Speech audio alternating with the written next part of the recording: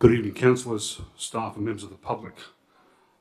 May I remind everyone that whilst we are proceeding in speaking during the meeting, can you please have your masks remain on, please. I declare the Ordinary Council meeting of the 27th of April 2022 open at 5:31 p.m. Can everyone please stand, please?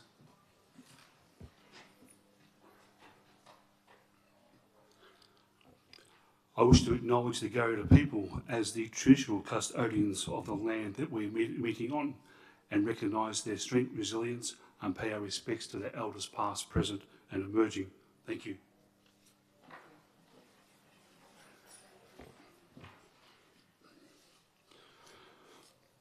Item 3, recording of attendance. The audio of this meeting is being recorded to facilitate community participation for 4-minute taking purposes, which may be released upon request to third parties. In accordance with Clause 616 of the Town of Port Hedland Standing Orders, Local Law 2014, members of the public are not permitted to use any visual or audio electronic device or instrument to record proceedings of any meeting unless that person has been given permission by the presiding member to do so. Members of the public are also reminded that in accordance with Clause 617-4 of Standing Orders, mobile phones must be switched off and not be used during the meeting. 3.1 attendance is scheduled in the agenda. 3.2 attendance by telephone, entertainers communication. We have Councillor Zielke online for that, thank you. 3.3 apologies. Mr CEO, are there any apologies? Received none, Mr Mayor. None, thank you at all. 3.4 approval of absence, there is nil. 3.5 disclosure of interest. Are there any disclosure of interest? Yes. That's Councillor Turner. The interest disclosed is on item number entitled 12.3.4, night lights. Reason for the interest is I'm employed by Raw Life and we're actively engaged in supporting some of those activities, so I declare impartiality. Thank you, Councillor Turner. Yes, Councillor Bennett. With regards to agenda item 12.3.4, I disclose that the impartiality interest because of my employer is a major sponsor of the Nightlight Activities Program. Okay, thank you, Councillor Bennett. Yes, Councillor Christensen. Thank you, Mr Mayor. I too would like to disclose an impartiality interest to item 12.3.4 for the exact reason that the employer is a sponsor of the Nightlight Activities Program. Thank you. Okay, thank you, Councillor Christensen. Okay, Yes, through the Chair, 12.3, the street names at Port Hedland International Airport, and 12.3.2, airport budget amendment, impartiality in both those. Okay. Thank you. Thank you, Councillor Gillingham. Item 4, application for approval leave of absence. Mr CEO, any request for leave of absence? No, we have none, Mr Mayor. Okay, thank you, CEO. Item 5, response to previous questions. Response to previous questions received at the Ordinary Council meeting held on the 23rd of March 2022 were answered during the meeting. Item 6, public time. Ladies and gentlemen, this is an opportunity of members of the public to ask public questions of Council. Clause 6.73 of the Town of Port Hedland Standing Orders Local Laws requires members of the public wishing to ask questions to complete the question form and place the completed form in the tray in front of the minute taker. If the presiding member determines that the questions and statements are out of order due to offensive or objectionable expression or defamatory, they will not be considered, recorded nor responded to. 6.1, public question time. I declare public question time open at 5:35 p.m. Mr CEO, received any public questions at all? Mr Mayor, I've received one from Louisa Lorada. I don't know whether Louisa wants to ask a question. If so, please come forward. Please come forward. And you can please come forward, state your name and address for the record, please. Thank you.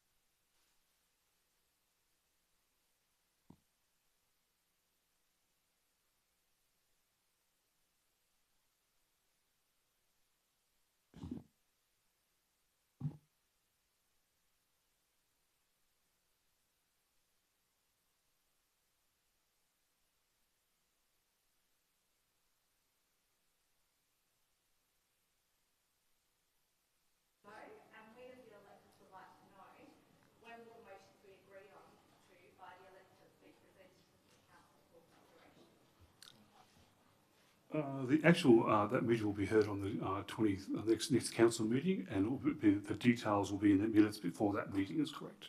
Yeah, thank you. Do you have any more public questions at all? Thank you. Can you please come forward and state your name and address for the record, please? Thank you. It's okay.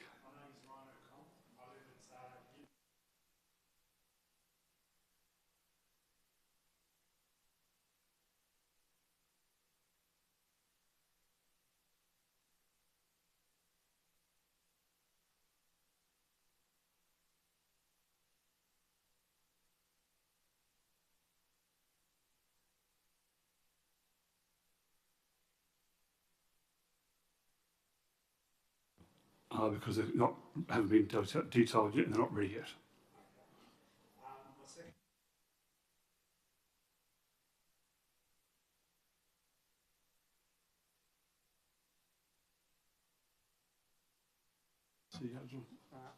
The answer is yes, they have been referred for advice.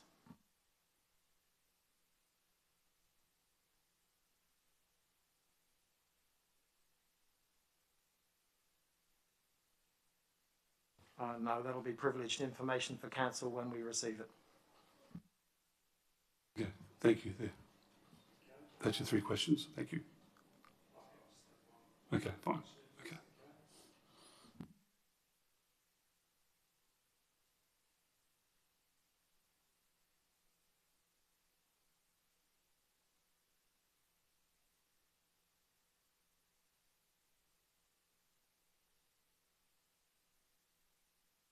In general terms, the advice will be whether any of the motions are actually ultra vires at all, i.e. within the law and capable of being dealt with by the council or not. So that will be the primary reason for the advice. Okay, thank you. Do you have any more public statements at all? Questions, sorry.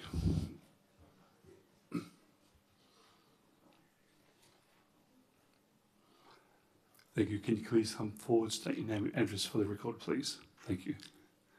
G'day, my name is John Ashenden. I'm Leamington, Crescent, South Hedland. I have 3 questions I'd like to present. Question 1 would be the minutes of the special electors meeting have not been listed on the council website as per the local... thank you. Where I was saying, the minutes of the special electors meeting have not been listed on the council website as per the Local Government Act requirements. Why is that? Do you not agree that 13.1A of the Local Government Administration Regulations require you to publish the unconfirmed minutes of a special electors meeting within 14 days of the meeting being held? Yeah. In short, the minutes are currently being finalised. As soon as they're finalised, they'll be published. The minutes are not required to be in accordance with that particular regulation. That regulation is for council minutes and committee minutes. Okay. It was a meeting that was chaired by the mayor, is it not? Then the minutes should be published.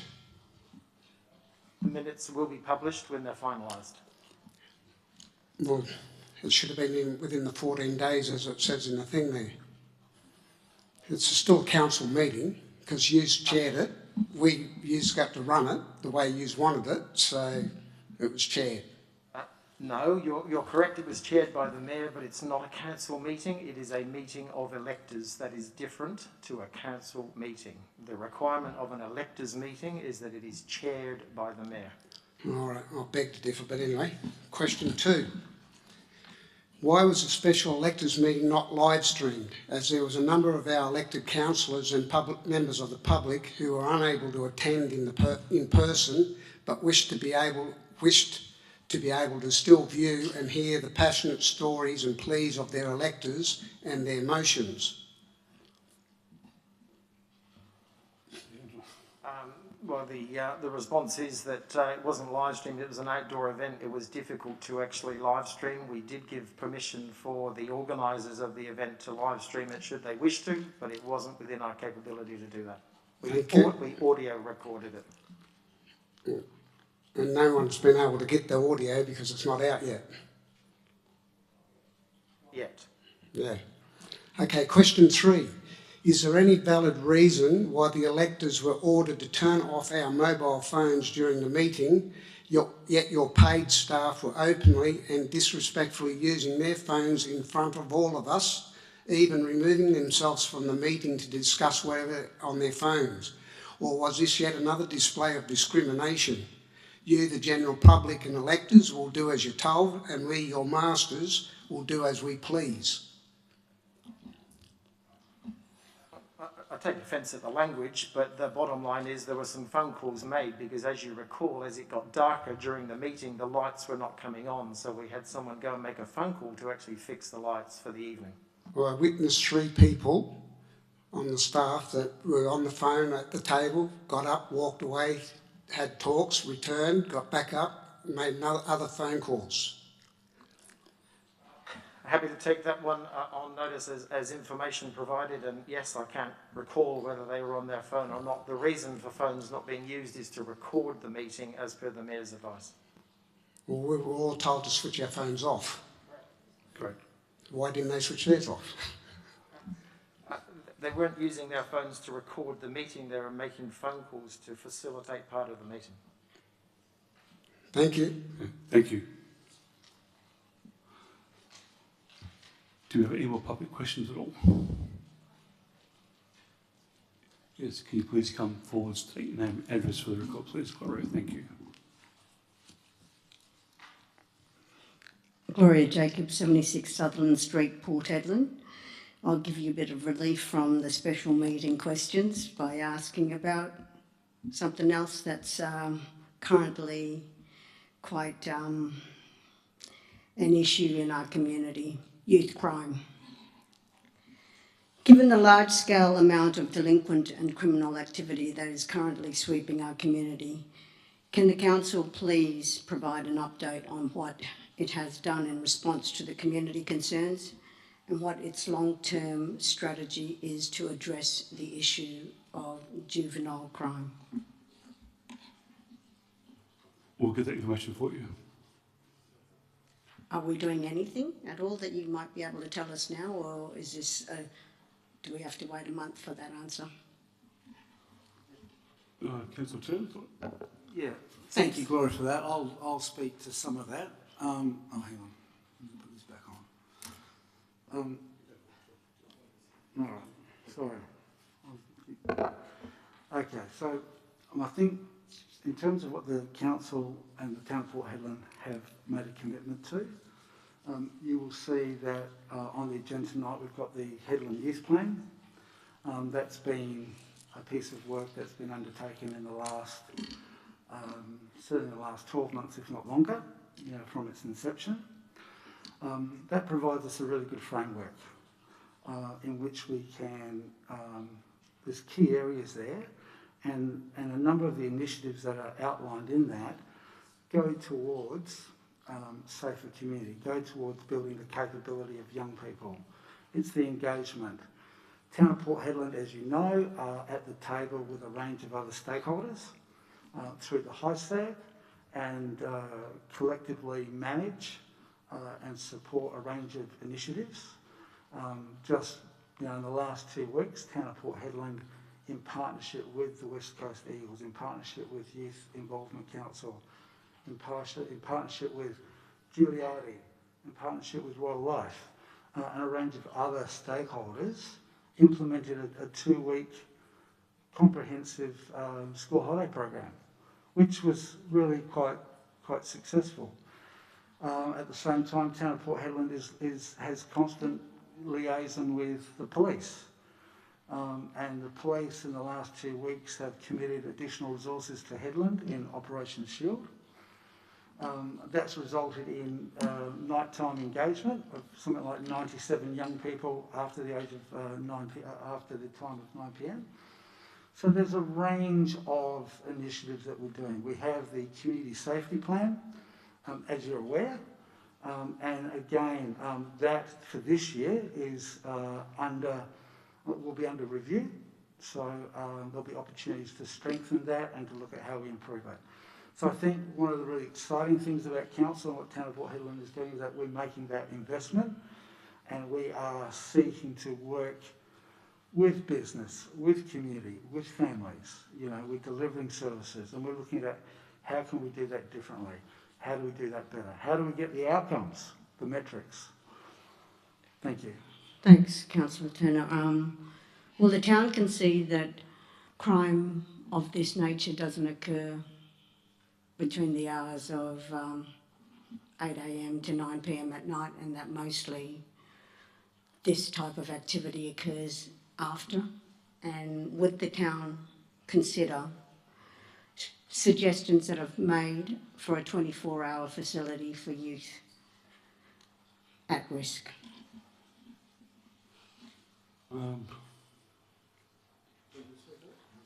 You're right. That's an excellent suggestion. With the town, my suggestion, certainly myself, it would be consideration. And again, that would have to be done in partnership and in collaboration with the other services, including state government agencies. As you know, when we're talking about residential care, that has statutory responsibilities, and there's agencies that are responsible for that. You know, again, I think there's a conversation piece there with state government and with the federal government about how that might be progressed. Thanks, Councillor Turner. We will agree that that conversation has been happening for decades. Yes. And perhaps now's the time for some serious action rather than conversation, because I think this town is consulted out of its brains, and it's certainly sat at meetings far beyond most people need to. Just as a last question, because I know there's three. So just in relation to item 12.1.3, public interest disclosure policy, may I respectfully comment that the attachment to this item, which I'm assuming is the policy, is a little hard to read, filled with a lot of strikeouts from the sections commencing right at the top.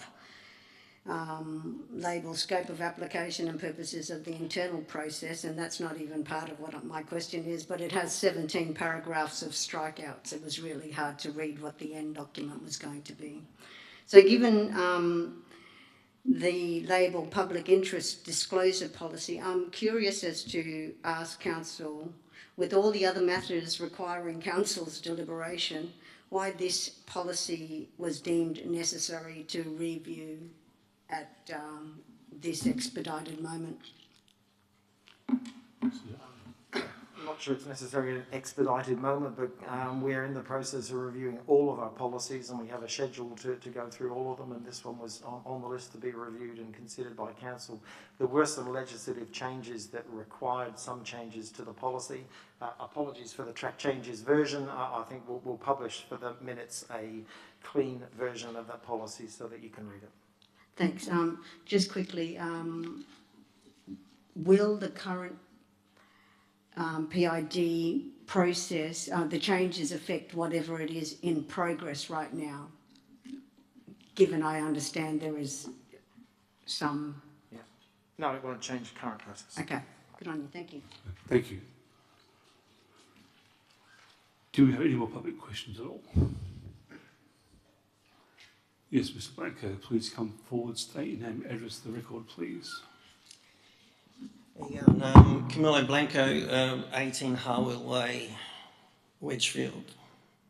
I'm just a bit curious on one of your answers on the minutes for the special electors meeting, because I'm interested in reading them as well, and I've been waiting for them to come out.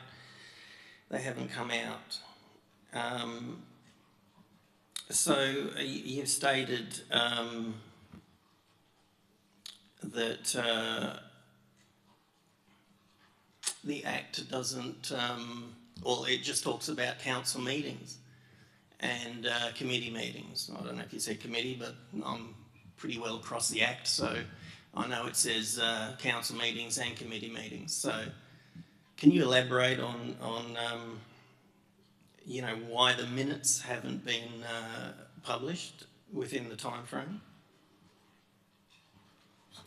Or what, or where you come to that decision? how you come to that decision. The timeframe as published in the regulations says 10 days for a council meeting minutes and 5 days for committee meeting minutes. An electors meeting is neither of those. It is not a meeting of council or a committee meeting of council. There is no published stated time frame for the publishing of electors minutes. So they are currently being finalised. My expectation is they'll be on the website either tomorrow or the day after. Okay, so is your Town of Port Ellen standing orders then, is that incorrect, is it? Because currently in there on 19.9, oh hang on, where is it? 19.10, minutes of electors meetings. Minutes of electors meetings are dealt with in the Act. Okay, so if they're dealt with in the Act, we should have an answer as to where the minutes are and what the requirements are to publish the meeting, publish those meeting minutes, I mean. So dealt with in the Act, yes, that means minutes are kept, minutes are recorded and minutes are published. Timeframes are not within the Act. Okay. Thank you. Do you have any more public questions at all? Okay, we'll close public question time at 5:53 p.m.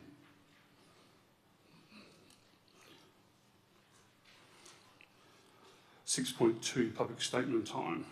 Do you have any public statements at all? Yes, can I please come forward, state your name and address for the record, please. Camilo Blanco, 18 Harwell Way, Wedgfield.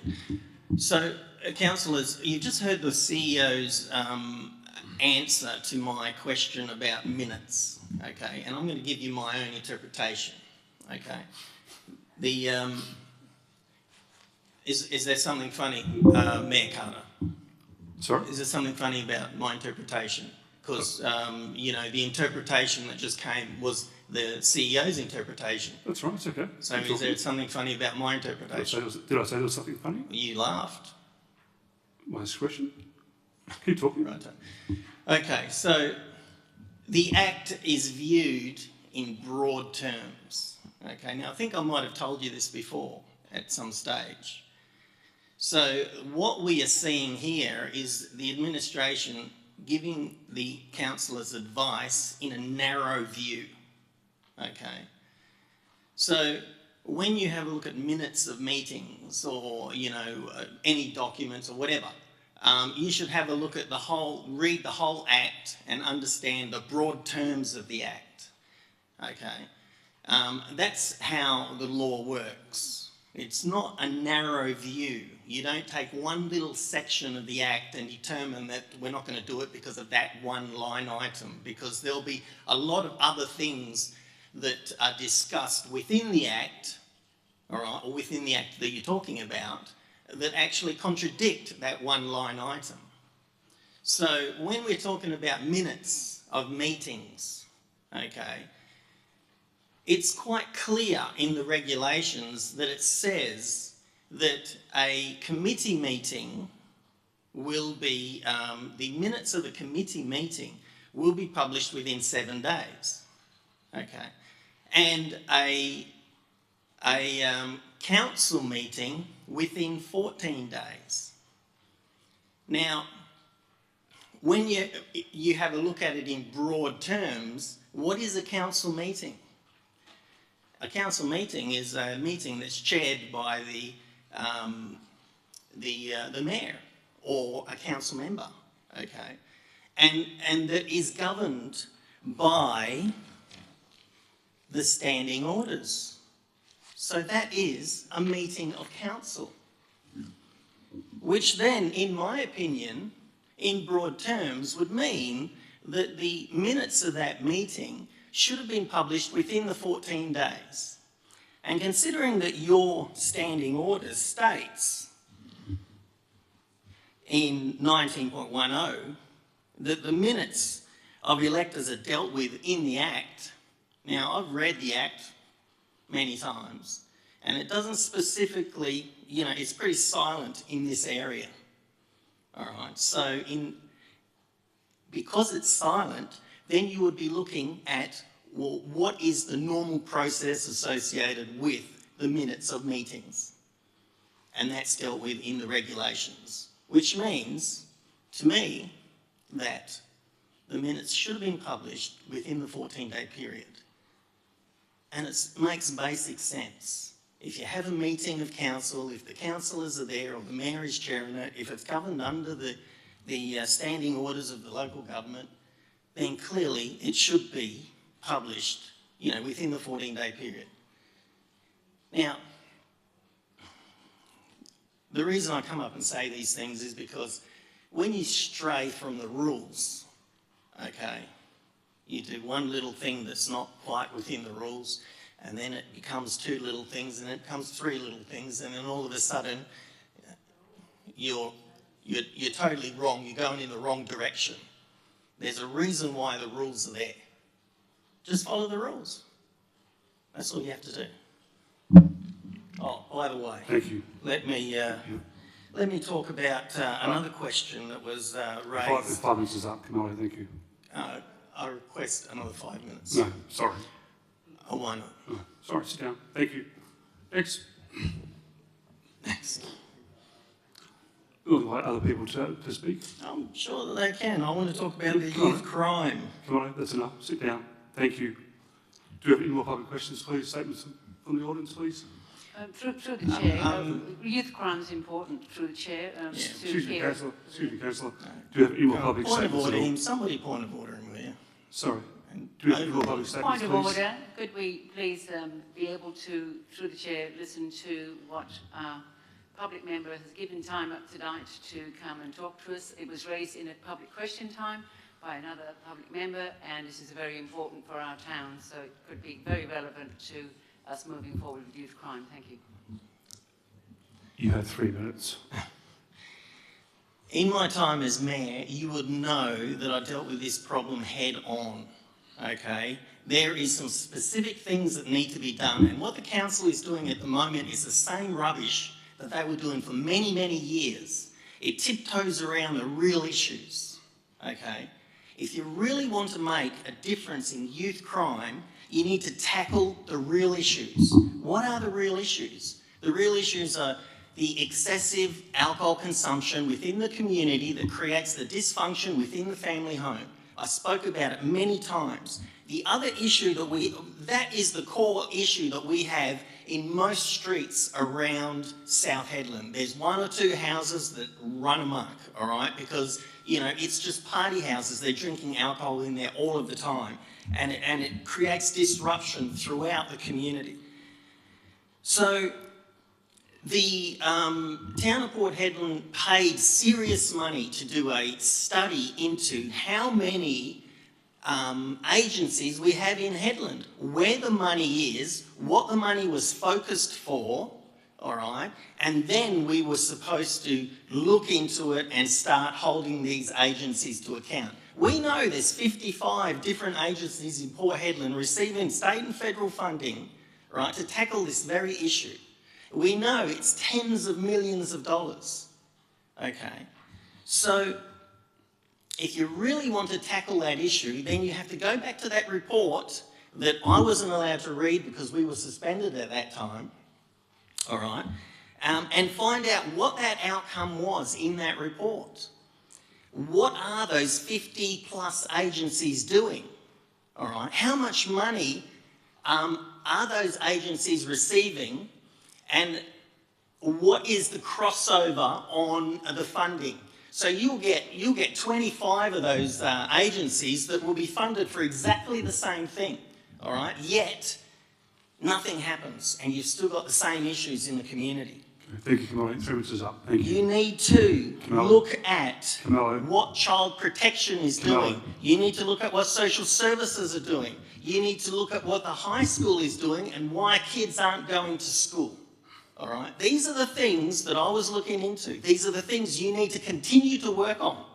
All right? If you don't work on those things, you're going to have this problem forever. The police issue, this is exactly the same thing that the cops were doing 25 years ago. They brought in a team of people, right? A team of people, and flooded the area with excessive, bodies. And then crime rate went down. And then as soon as they leave, the crime rate shot up again. So that team came from Kununurra and came to Port Hedland. So I got a call last week from one of the publicans in Kununurra, and his bottle shop had been rammed 3 times in a matter of 3 days. He has to somebody has to sleep at the shop now because the cops have left. Crime rates through the roof again. So that approach by the state government is useless. They've done it before, it was useless back then, and it's useless now. We need extra resources, and we need to know what's going on with these people that are funded to do this work. Thank you. Through the chair, can I just make a comment to that? What I would say, Camilla, is that this council isn't tiptoeing around those issues. This council is actively engaged in those conversations. That's why, hang on, you've just spoken. Carmelo, sit down. Carmelo, sit down. Carmelo, sit down, please. Wow, that's really interesting. So what I will say is that the council takes these issues very seriously. We're engaged in discussions with the state and federal at all levels. What you'll see tonight is that, I'm hoping we will pass the youth plan. There hasn't been a youth plan since 2014. So, and I'm completely aware, and probably more aware than most, about those issues you've discussed, about the lack of outcomes, the funding. So, these are definitely on our radar. And you're shaking your head, mate, but I'm telling you they are. Carmelo, sit down. Point of Carmelo, order. sit down, please. Carmelo, sit down. I'll remove you from this chamber. Carmelo? Exactly. And why do you think I got on council? Public statement time, and if there's Thank an you. item coming up this afternoon, this evening, this can be discussed a bit longer. Thank you. Okay, thank you. Okay, do we have any more public statements at all? Yes, please come forward, state your name and address, please, for the record. Thank you, Mayor Peter Carter and councillors. My name's John Ashton. I live at 11 Spoonbill Crescent, South Fedland.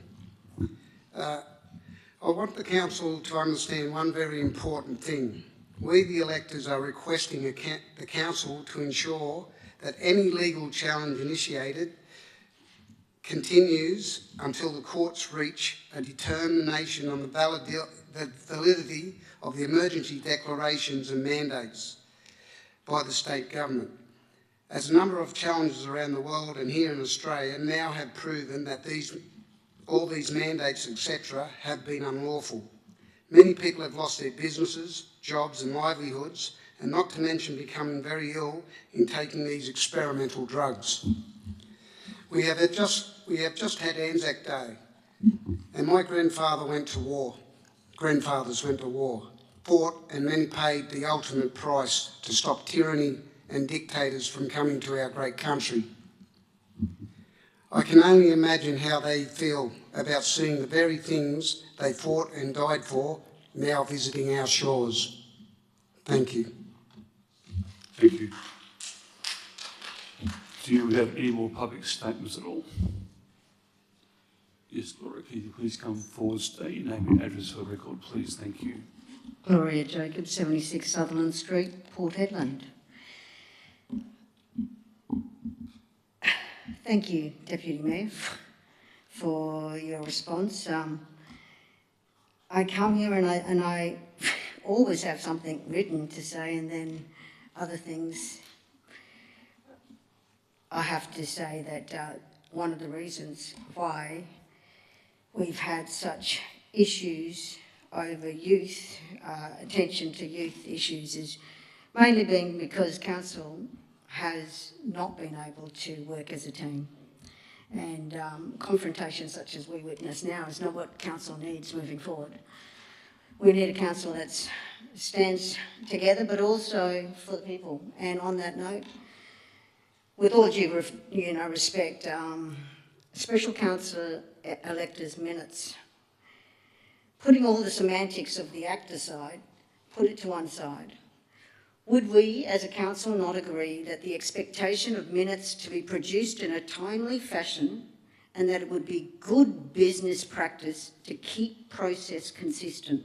And if consistency means following the act, just makes sense. And oh my God, we may actually at the same time accommodate what the people are asking for, to read minutes and to have those things available to them in a timely fashion. It's not about whether the Act says it's got to be done in 10 days. It's just good business practice. And the fact that we're not consistent about how we deal with processes such like this then gives the community angst, and it also then brings into question, why are these minutes not ready and yet the rest of them all rock up at the right time in due process? So, I mean, statements just to say, irrespective of whether they're right or there are extenuating circumstances that prevented the minutes from coming out on time, then I think it's just a matter of being consistent, and that way there's no, open and transparent. That's it. They have a right to ask where the minutes are, community has a right to ask, and council might have had pressing issues. So on that basis, it leads me to my real statement, which is around youth crime. And look, all deference to previous speaker about what he's talking about, the actions. As I mentioned before, we've been highly consulted, highly communicated to around this. And I guess the growing incidence of juvenile crime and delinquent behaviour, understanding that the Minister Paul Papalia was here recently and we all had a wonderful photo shoot with him outside here, announcing the Operation Regional Shield Task Force is to be expanded to some parts of the Pilbara. This is good news. However, we the people and the businesses are calling for more action at community level. And taking on board what the Deputy Mayor has said, sadly it wasn't the Mayor that gave that answer, but taking on board your knowledge base there, Councillor Turner, there is no truer adage than you'd have to agree that the phrase that it takes a village to raise a child. If that's the case, therefore it should be also noted that the town must be a leader in this space. The justice system does not address the age group effectively for all the lawful reasons. They just don't. We don't want to send juveniles to Perth. We don't want to put them into a system that then doesn't provide an environment that's nurturing and supportive and one that's going to help build their pathway to adulthood that's going to be far more beneficial to them. However, the situation now with the justice system is that the offenders have become so sensitised and fearless of the system. We have youths breaking in and entering and ram raiding homes, businesses, and oh my God, police vehicles just the last couple of days.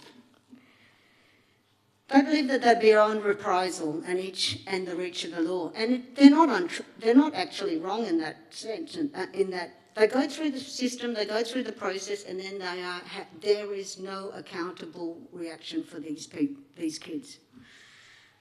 Sadly, the community's opinion is that they are getting away with lots, and it breeds a situation where the real fear is that serious mishap may occur and this community becomes so infused with the lack of action, the lack of accountability, be it all the various government departments and organisations that are in this space, then we have a problem.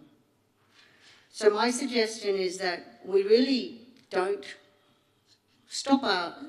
we all know, I mean, I look around here and I see people on council who are born here, which is fantastic. People on council who've been here 30, 40 years. You've seen it. You've heard it. Now is the time for us to really hold people accountable for their roles in the community and for the town to show leadership in that space.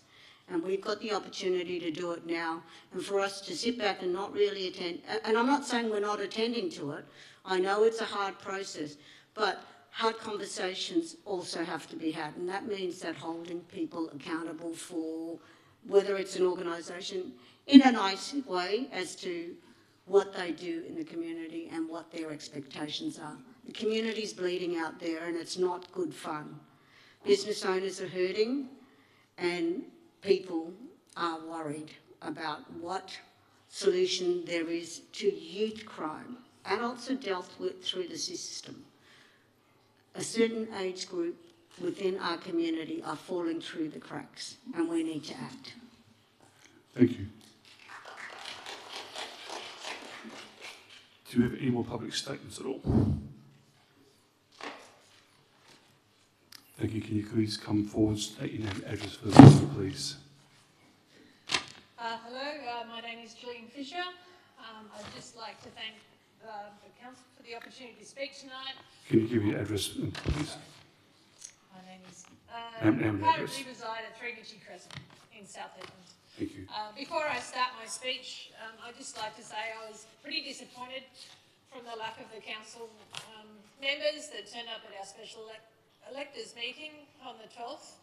Our organisation worked really hard and went through exactly all of the steps that were required from the petition right through. We were given extra days, extra time to have a special electors meeting later than what we wanted. And yeah, the Mayor and Renee were the only people that turned up. So in saying that, I'm just going to get up and say the speech, the same as what I did on that night. Okay? Okay. I've lived in South Hedland for 4 years and before that at the Indiara community for 4 years. Over the last 8 years, I've grown to enjoy this town's vibe as a land of opportunity and join its great, inclusive and generous community working towards and taking advantage of this boom time environment. In 2021, on my daily commute to my job in Wedgefield, I would pass the signage of a large local prominent haulage company calling for drivers for full-time and casual positions. After completing the contract for that job late last year, I then commenced on working my way towards a MC licence at my own cost, starting with HR training with a local truck training organisation. As I worked through the training and acquired hours, I approached several large local haulage and trucking companies seeking intakes for females like me, answering the call for more drivers. I come from a rural background, am relatively fit, healthy and enjoy hot and dusty work. I possess my own medium rigid body truck, so I was a likely prospect for long-term employment in the transport industry. While I was completing my training, the WA government implemented the mandate system for many industries in Port Hedland. Transport and haulage was effectively targeted. My financial dreams of becoming a quad driver evaporated that moment. The preservation of my body and health is a major consideration of my life as I only have one body to live in. I am highly suspicious of a rushed experimental drug of which the federal government had indemnified the manufacturers and themselves, the government, has no actual health reason to be required for a trucking position and would not make me an any better driver or help build muscles to change tyres on the road.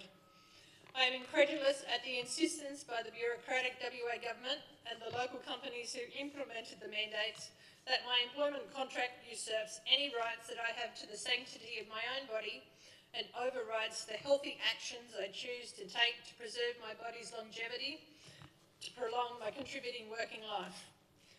Requesting a potential or current employee to receive this experimental gene therapy is like a company hiring a tattooist at your induction to brand you with their company name across your back. This jab is a deadly tattoo that does not respect work hours, is dangerous and unnecessary and cannot be removed when your employment contract ceases. After months of searching, I now have an unmandated position where I am not working to my potential. Unfortunately, I have had to sacrifice a drop of $400 per week in wages with the flow-on effects including having to move rentals, sell possessions and exhaust my financial savings. It does not take long for your savings to erode when you live in Hedland and juggle skyrocketing rents, electricity bills and now horrific fuel prices. Everyday mum and dads in Headland want to get off this continual no-job rat wheel that threatens their health and negates any power they have over their own bodies and futures of their families. This mandate system is straight blackmail. It is affecting our town, our laid-back lifestyle, our social circles, our recreation, our businesses, our volunteers, our mental health and our town's residents, full stop. Unvaccinated residents want to work to their potential, have years of experience and skills to reward employers, and want to contribute to the ongoing success of our vibrant community. I call on the councillors to recognise what effect that these mandates are having on our beautiful town of Port Hedland and its resident families. In all consciousness with what my fellow residents, and there was possibly 300 people that attended the special electors meeting, and there was a number of people that got up and regaled their own stories. The Town of Port Hedland Council cannot afford to dismiss these motions and fail to continue this process to stop the mandates against its residents' wishes. You have been elected to represent the views of the residents of our town, and I trust you will do so. Thank you. Thank you. Do we have any more public statements at all? Yes, can you please come forward, state your name and address for the record, please? Thank you. Hi, my name's Louise Lorado from 120 Sutherland Street, Port Hedland. I just wanted to start by saying this is the first council meeting I have attended in person. I've watched a couple live stream, and I must say, seeing how things have gone so far, I'm a little bit disappointed with how things have been run. Mayor Carter, I've not heard you respond to anyone's questions. You're relying on your CEO or your Deputy Mayor for every answer. It seems as though you don't have any answers and aren't aware. As an elected mayor, I would expect a little bit more on behalf. I'm also a little bit disappointed, like following on from Gillian, that we had our special electors meeting, which has been brought up numerous times. We were really excited to be able to speak to you all as a group, because this is something, as we've elected you guys to represent us and we wanted you to hear firsthand why these were such big concerns, not just to the people that spoke on the day, but lots of members of our community who didn't have the courage to get up and speak. So that's why I wanted just to share a little bit about what I shared with the town on that night, just so you can hear my side of the story, to hopefully get these motions actioned. So a bit of background, I was a primary school teacher in our town for over 10 years. I also worked very closely with the Polly Farmer Foundation for the last 3 or 4 years, where I really enjoyed it. And my passion is, really improving those educational goals for our students and families as a whole. My role as a teacher, though, part of the curriculum that we have to teach is teaching students about choices, consent, and how we live in a democratic society where we all get a say on how our country is run. However, towards the end of last year, I didn't feel that what I was teaching was matching up to the actions of our country, and I was feeling the building pressure to get vaccinated. And something about it just didn't sit right with me. And it's that push against my will, which was to keep my job, or basically, if I wanted to be a teacher, I have to get vaccinated. There was no choice in the matter. This completely went against what we have to teach our students about consent, choices, and democracy. So I didn't feel like I was being true to my own values. I could have just done what lots of my colleagues did, even though they didn't think it was the right decision to make, but let's be honest, most people in here rely on company housing. All the teachers up here rely on teaching housing. If they say no to their job, they lose their housing, they lose their livelihoods. So for me, I made the decision that it wasn't the right choice for me. I didn't feel like I could offer kids the quality and authentic education that I have been doing for over 10 years. I'm not against vaccinations. I've had vaccinations in the past, but doing my own research and my decision for myself and my family, it just didn't feel right. I felt like choice had been taken away from me. In my position, my husband and I had to make the decision which of us would choose to get the vaccination, because we still have a family to support. We've still got 2 young kids and a house to pay for. So reality was either one of us at least had to get it so we could not have to rely on government handouts and still support our families, even though it was strongly against both of our values. Councillors, I'm assuming you're all vaccinated, and that's completely your choice if you are, and I don't expect you to answer that. But just would like you to think about, knowing what you know now about the vaccination, how it doesn't prevent or stop you from spreading COVID, and if your jobs or your ability to travel was not affected, how many of you actually would have still got that vaccination? It's not a choice, and lots of people don't have the ability to make that. And like I said, I was forced to turn down teaching. Ironically, at the time when our schools are desperate for teachers, relief staff, lots of teachers are away, and all my colleagues that I know are currently at breaking point and have been discussing this is probably their last year in teaching, thanks to the additional workload. So I just wanted to say that I'm excited to be able to talk to you all though today, because as it was clear from the outcome of your special electors meeting, our whole community wants to see these motions actioned. We didn't have a single person object or question any of the motions that we raised out of the 300 approximate people that were there on the day. We really want Hedland to be known as a town that stood up to our government and made a change for all Australians. You know that this council has the ability to action the motions put forward. So today I'm asking for your support and to stay true to what you know is the right choice. Thank you. Thank you. Do you have any more public statements at all?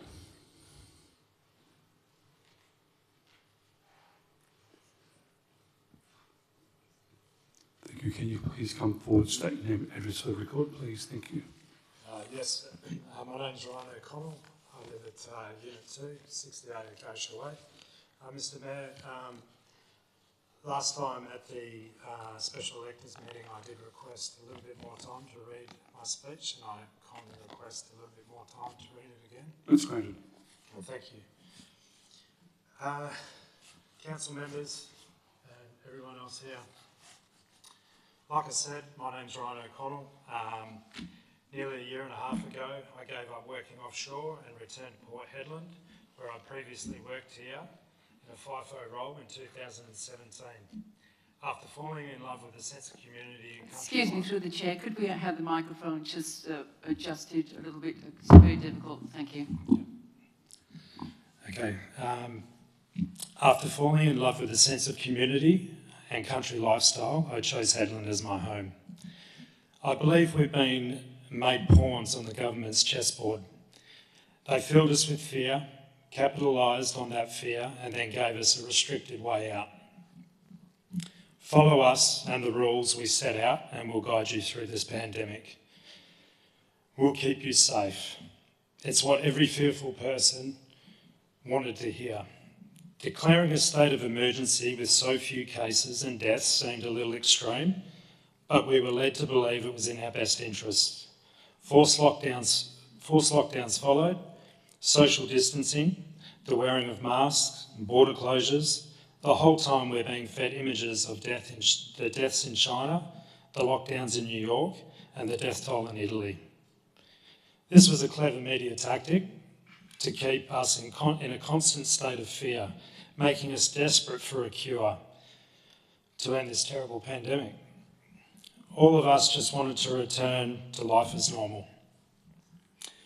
We were constantly being told that scientists around the world were working hard to make a vaccine. The next media campaign began. The slogan, we're all in this together. I remember thinking, even if they made a viable vaccine, it would be years before it was available after the usual 7 to 10 years of testing. Then bang, the vaccine is available and it's safe. I was ready to line up, roll up for WA and do my part for the good of the community.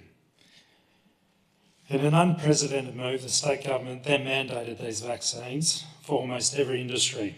At this point, vaccination numbers became the norm on TV. We're at 20%, then 40%. As the vaccine rate numbers began to rise, so did the division. You're either vaccinated or you're a crazy anti-vaxxer, conspiracy theorist. It became about the numbers, Mark McGowan's numbers. It was as if he was in competition with other state premiers. He promoted the division between the people of WA. I mean, how many times have we heard him say on the news and start calling people crazy anti-vaxxers or dropkicks? These are the people he's supposed to be serving as the state premier. We then transitioned from being in it together to becoming us versus them. Does the phrase divide and conquer mean anything to anyone?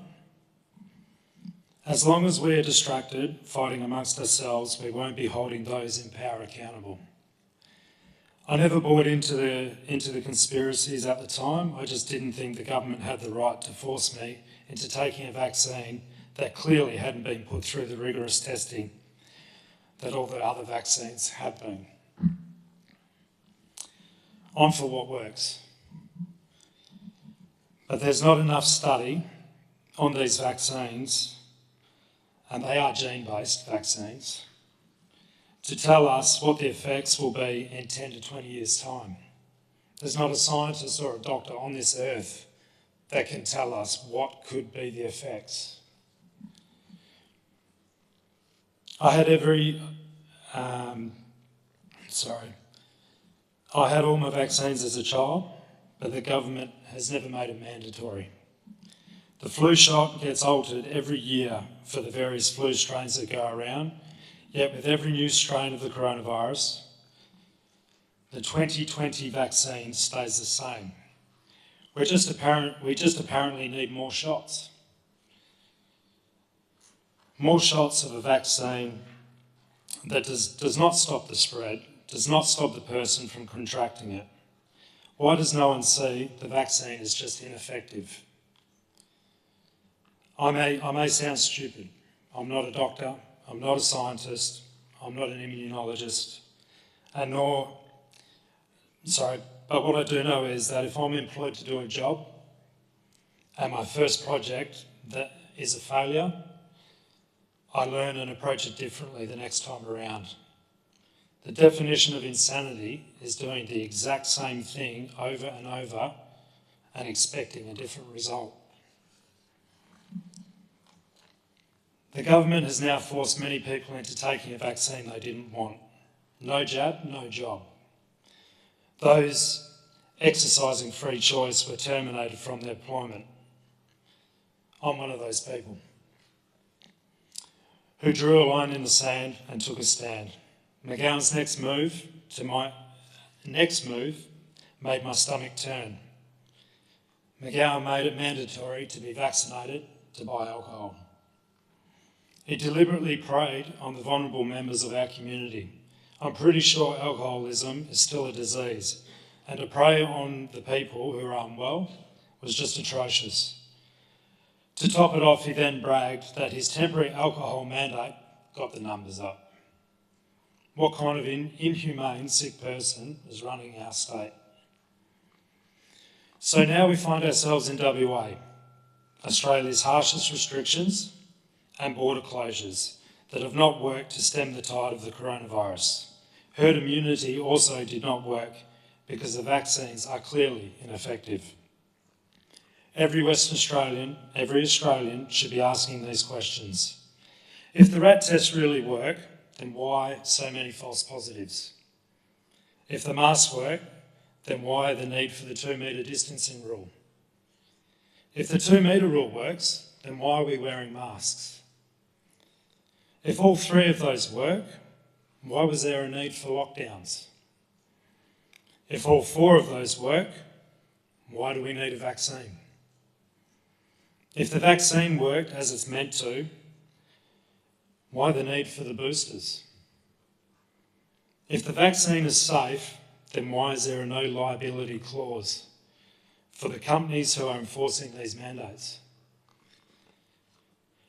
These draconian mandates have limited my earning capacity to provide for my daughter. They've made it impossible for me to work in the resources industry where I have over 18 years' experience.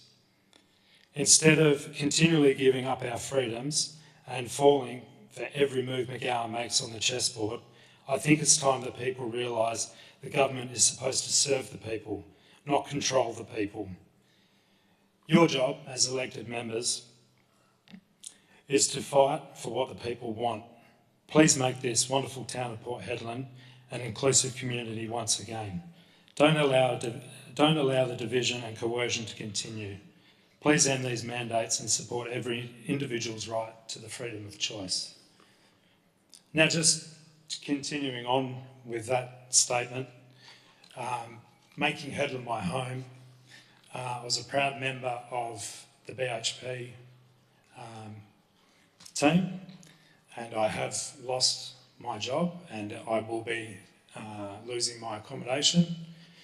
I was also a very proud and happy member to be a part of the Rovers Football Club, where I made my return to football after 20 years. And now I can't even play football. I can't even go and train. I don't think these are right. And I'd just like to thank you for your time. And I'm sorry that I've had to reread this, but I just thought it would be very beneficial for the members that couldn't be there at the time, that they could hear my story. So thank you. Thank you. Okay, do you have any more public statements at all? Yes, thank you. Please come forward, state your name and address for the record, please. Thank you. My name's Lynn Taylor, I own the Pier Hotel. I was here possibly, I don't know, maybe 6 weeks ago to a meeting and mentioned how there's no lights working down in the central business district of Port Hedland. There's one outside my hotel at the entrance of where they go on a Friday or Saturday night, but there's not another light in the street working. I have rung the power people to say it's a fault. I have talked to Western Power, one of the guys I know who works there, and I've mentioned it here and still nothing has been done. It's still very dangerous. Now with these youths out every night doing whatever they want to do, being dropped by adults to do the jobs that they're doing, don't you think it would be a bit clever to put some lights in this town instead of leaving it? It looks like we're not paying our power bill. That's what it looks like in the central business district. Okay, and another thing is, I was here at this special meeting to say that I do not want mandates in this town. I've had to shut for 4 months.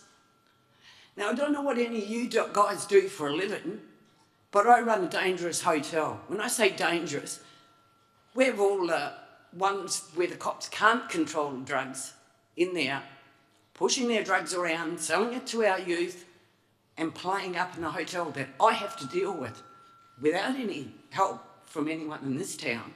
And that's been going on for 20 years. And I've had enough of the way this town does nothing about the drugs and nothing about all the break and enters. And they just seem to continue to let it happen all the time. You've got the cops working their asses off getting these kids to the courts. You've got the judges letting them out within half an hour. They're out there doing the same things again. And it's disgusting what's happening to this town. 24 years I've lived in this town. 24 years I've been a member of this town where I've worked.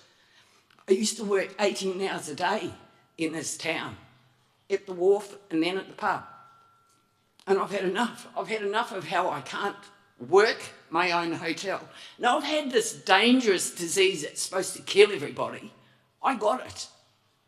I was sick for about 3 days, and then I was very tired for about 10 days. So I've had this COVID. Why the hell am I still having to wear a mask when I'm not a danger to anyone in this place? No one can catch it from me. Now, you've all got the vaccine. Can the vaccine stop you from transmitting it? No. Can it stop you from getting it? No. Can it stop you from dying? No. So why the hell are they happening where they're putting people out of work and more people have died from suicide than have died from this vaccine, virus? It's pathetic. And it's time someone with a brain had a look at what's going on instead of stating, oh, it's science. It's science. I've had it. I can't give it to anybody. I can't catch it. I've had it. It's over. And everybody say, oh, you're going to get it again. No, they're talking about the flu. The flu has many different strains. You're saying that this virus has many different strains, yet you haven't changed any of your jabs. They're all the same as the day they first came out. And I don't want to be one of the 700 people that have died in this country from it, and one of the 80,000 adverse reactions from it. I don't want to be one of those people that can't get out of their bed without the help from someone else. That's what happened to me when I had a flu jab for 10 months, and I'm not getting another one. To humour this thing that calls himself a premier. I've had enough. I'm reopening the pub again within the next few days. I can't get into a doctor to get my exemption. We can't get a doctor here. You know, how bad is this town? 24 years I've been going to that same doctor's surgery in Edgar Street. 24 years I've been going there. I rang them up 3 weeks ago to ask for an appointment, and they've given me one for the 27th of May. That is pathetic. What the hell are we doing up here? Think McGowan's going to wait that long? He had to trot his little kid along to the thing when he got COVID, didn't he? I had 2 of my grandkids in my bed with me, and there was nothing wrong with them, and none of them are vaccinated, and McGowan's kid's supposed to be triple jabbed. Yeah, right. There's a lot of lies going around, and it's time people started looking at what's going on. It's just pathetic the way what has happened to this town at the moment. Thank you. Okay, do you have any more public statements at all? Yes, can you please come forward, state your name and address for the record, please? Thank you. Thank you. My name is Marion Browning, and I live at 225/233 Collier Drive, South Hedland.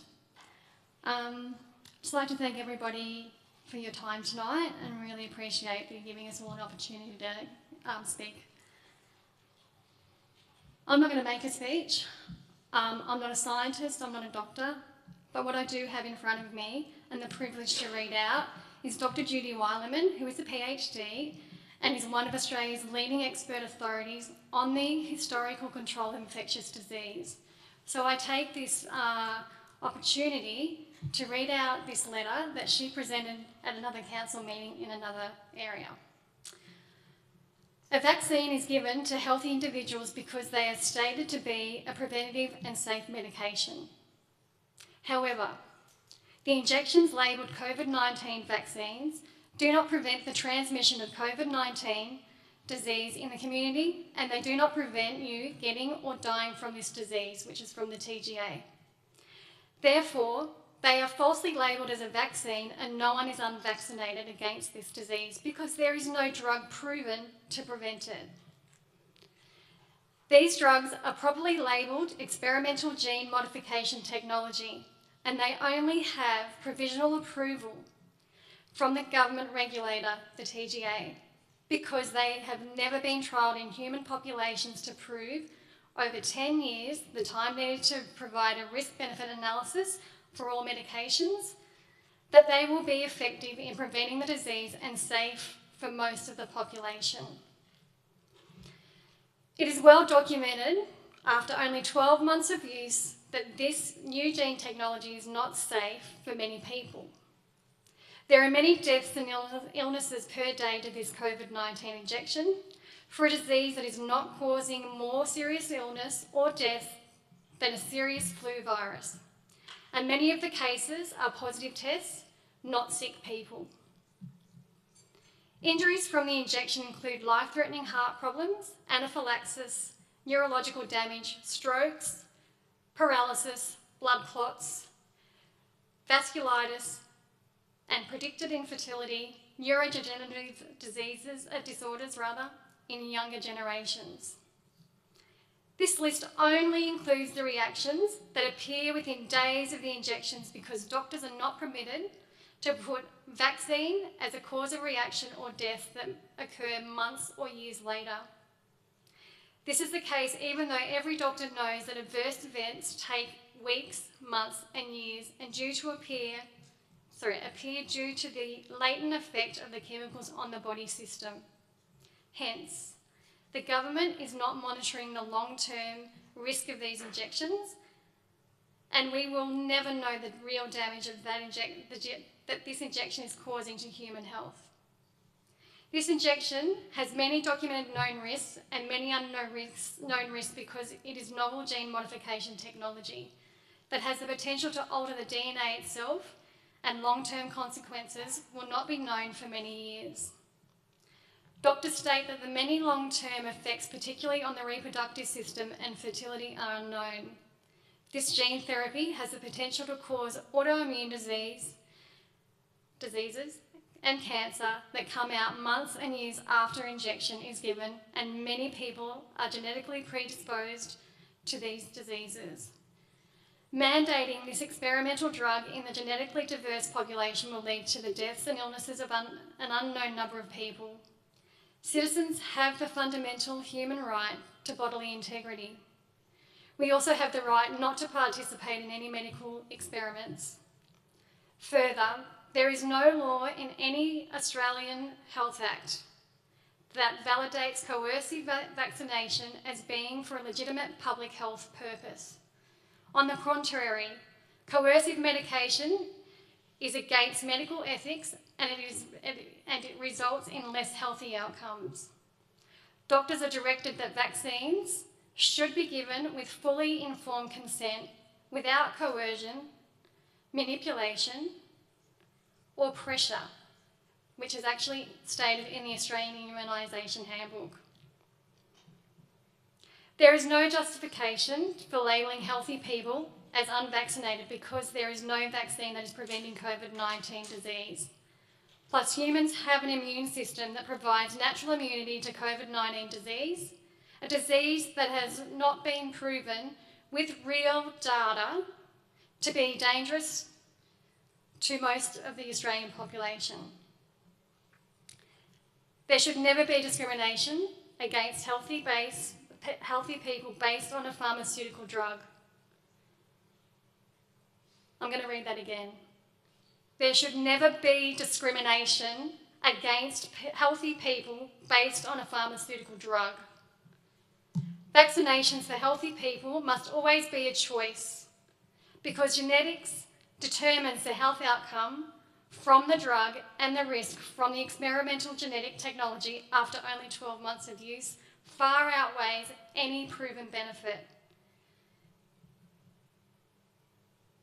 And that is actually the words of Dr. Judy Wileman, PhD. Thank you. Thank you. Do we have any more public statements at all? No. Okay, we'll close public statement time at 6:44 p.m. Thank you.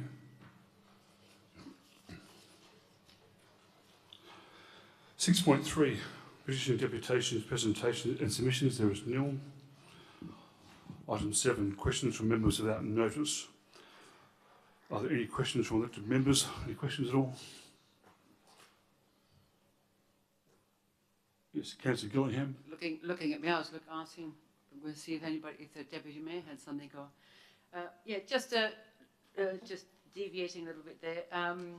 I have written, through the Chair, I have written to the Council emails regarding our reef out along opposite Durham Cafe and Sutherland Street, and just the question is, we really need Council, please, to contact the CALM, that's C-A-L-M, that's the Conservation and Land Management, who are based mainly in Karratha. We need an office up here. We have people raping and pillaging our reef. There are rules and regulations, and we need these people constantly in our town to find these people when your beautiful clams on the reef are just, you're allowed only 2 clams. And people have seen people taking 10, 12 clams, etc. There's the octopus disappearing. There's lots of things disappearing. My question is, please can Council take it on board and get something put in place now so that we can have a CALM office here, somebody, the fisheries and etc. here all the time. So it's just getting too bad. So that's one of my questions, and if we could please take that, I know it'll be taken on notice, but Okay, thank you, please Councillor act on Cunningham. it. Yes, did you have another question? Yeah, and my other question is regarding the item 12.4.2 tonight regarding the weeds of our town. I was not here for the public briefing session, the council briefing session for the draft agenda for tonight. But, and I will ask some questions during the item, but has a public consultation already gone out to the people on the corner of Sutherland Street and Keysing Street because of the intention of council to remove the tamarisk trees? Because these trees were gifted by Mount Newman Mining Company after Cyclone Joan. That was before my time here. And those tamarisk trees were actually planted there to stop soil erosion and also the massive sand drifts from Cyclone Joan, which actually hit into all the Mount Newman Mining Company housing, which is now your BHP. So my question is, has a public consultation already been put in place to ask the people in Sutherland Street and Keysing Street, do they want these trees removed? And yes, I know there is a program to put other trees in. Also, there is the conservation of the fauna and flora in the area as well, and these sand dunes have been stabilised because of these trees being there. Yes, I believe they can be classed as weed trees, but there apparently is health products from these trees. So my question is, has a public consultation been put into place already before anything is decided on that council agenda tonight for 12.4.2? Thank you. Thank you, Councillor Gillingham. Do we have any more public questions? Through the chair. Just like that question answered through the chair to our directors, has a public consultation been put into place? Thank you. I'll ask the Director. Not as yet. Yeah, thank you. Okay, not yet, thank you. It's Councillor Turner. Through the chair, I'd just like to ask the CEO if for the next council meeting we could have a report regarding the community audit of public spaces. I've spoken to that probably the last 2 council meetings and really keen to see what's available and how we can support some of the NGO, the not-for-profits that are requiring community space. Thank you. Okay, thank you, Councillor Turner. Do we have any more public questions at all from councillors? No? Through the chair, I'd like to put a floor motion. Thank you, through the chair. Yes, Councillor Gillingham. Yes, thank you. I'd like to move that, I'd like to request that a special meeting of council to be held within 7 days to consider the motions of the special electors meeting which was held on the 12th of April 2022, and I'd like to move that motion. Thank you. I'm happy for the writing to go up onto the wall for the onto the board for the motion. Thank you.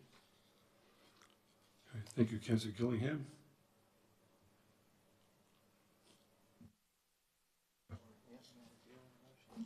So is there a second for that? Yes, I would like to second that one there. I'd just like to thank everyone for actually attending tonight. I was there at the meeting. I got to hear every person speak, which I was very grateful for being there. Thank you so much for having me there too. But yes, I would like to second that emotion. I believe that if the meeting minutes are going to be out within a couple of days, it gives us plenty of time to have the special meeting by next week. Okay, thank you, Councillor Coles. Is anyone against the motion? Yeah, I'm against the motion. Thank you, Councillor Turner. Okay, Councillor Gillingham, would you like to speak towards that motion?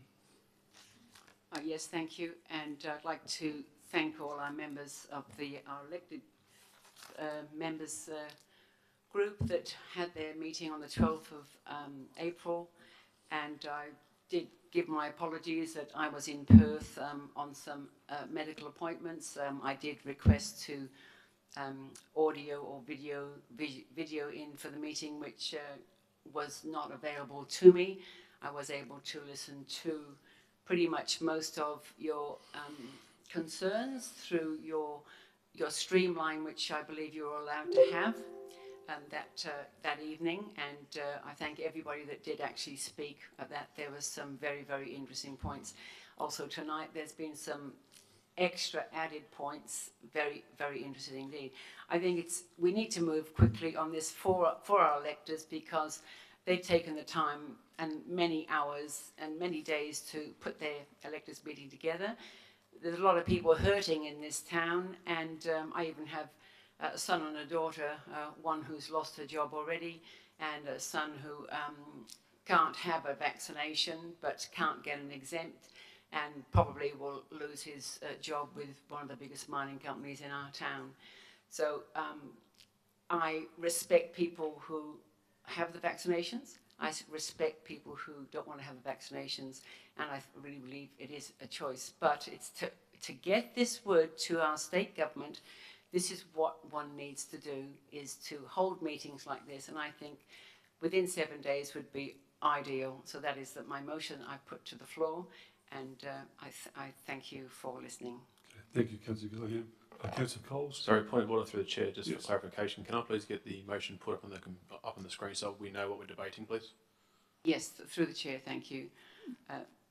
I will read it. I will mention the words again if council so wishes. That I'd like to request that a special meeting of council to be held within 7 days to consider the motions of the special electors meeting, which was held on the 12th of April 2022, and the motions that they put forward. So words to that effect. Thank you. Okay, thank you, Councillor Gillingham. Councillor Coles, let's read for the motion. Over the period of time, there's been a lot of people out of work. As we know, people are screaming, businesses are screaming for people to come back to work and for employment. At the moment, there's so many people unvaxxed, but that's by their choice.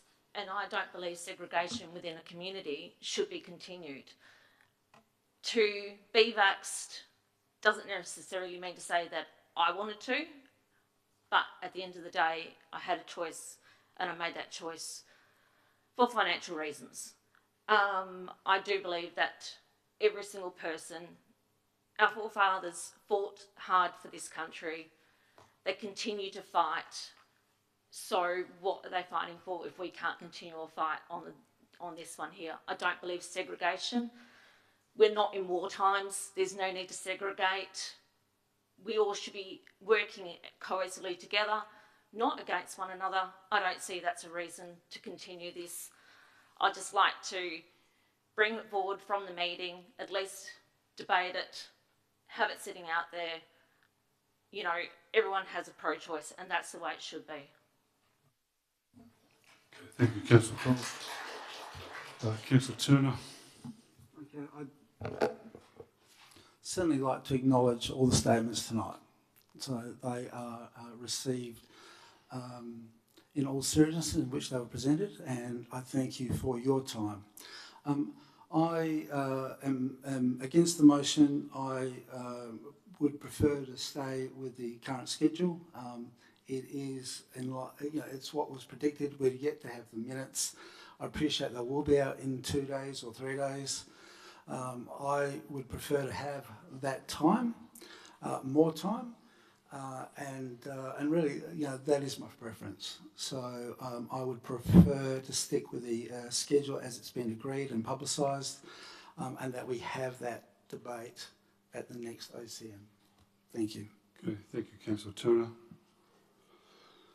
Are there any more speakers support for? Sorry, one more question of clarification. Again, from the public question time, there was no definitive answer given on when these minutes will be prepared. Can we have as close to a best guess we can, please? Because again, this is going to dictate how much time we need to prepare, please. Yeah, certainly, Councillor Christian.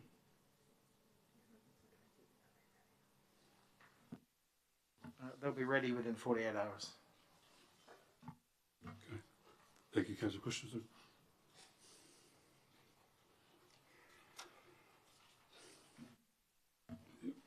Is anyone else for the motion? Yes, Councillor Zuki. Look, I've not made any bones about how I feel about this. I'm not asking to stop the vaccines. I believe that this is a vote for freedom of choice. I'm basically asking that we do not lose our personal rights to work, to travel, to go to places. So my experience has been personal. Most of you will be aware that I've undergone surgery. There has been a distinct change in the health of the part of my leg since the second jab. And to undergo surgery, I was asked by the surgeons not to have the booster, all because this works against the surgery and my healing. So while I don't want to stand in the way of those that want to have the vaccines, I just want to have the right not to be forced into it.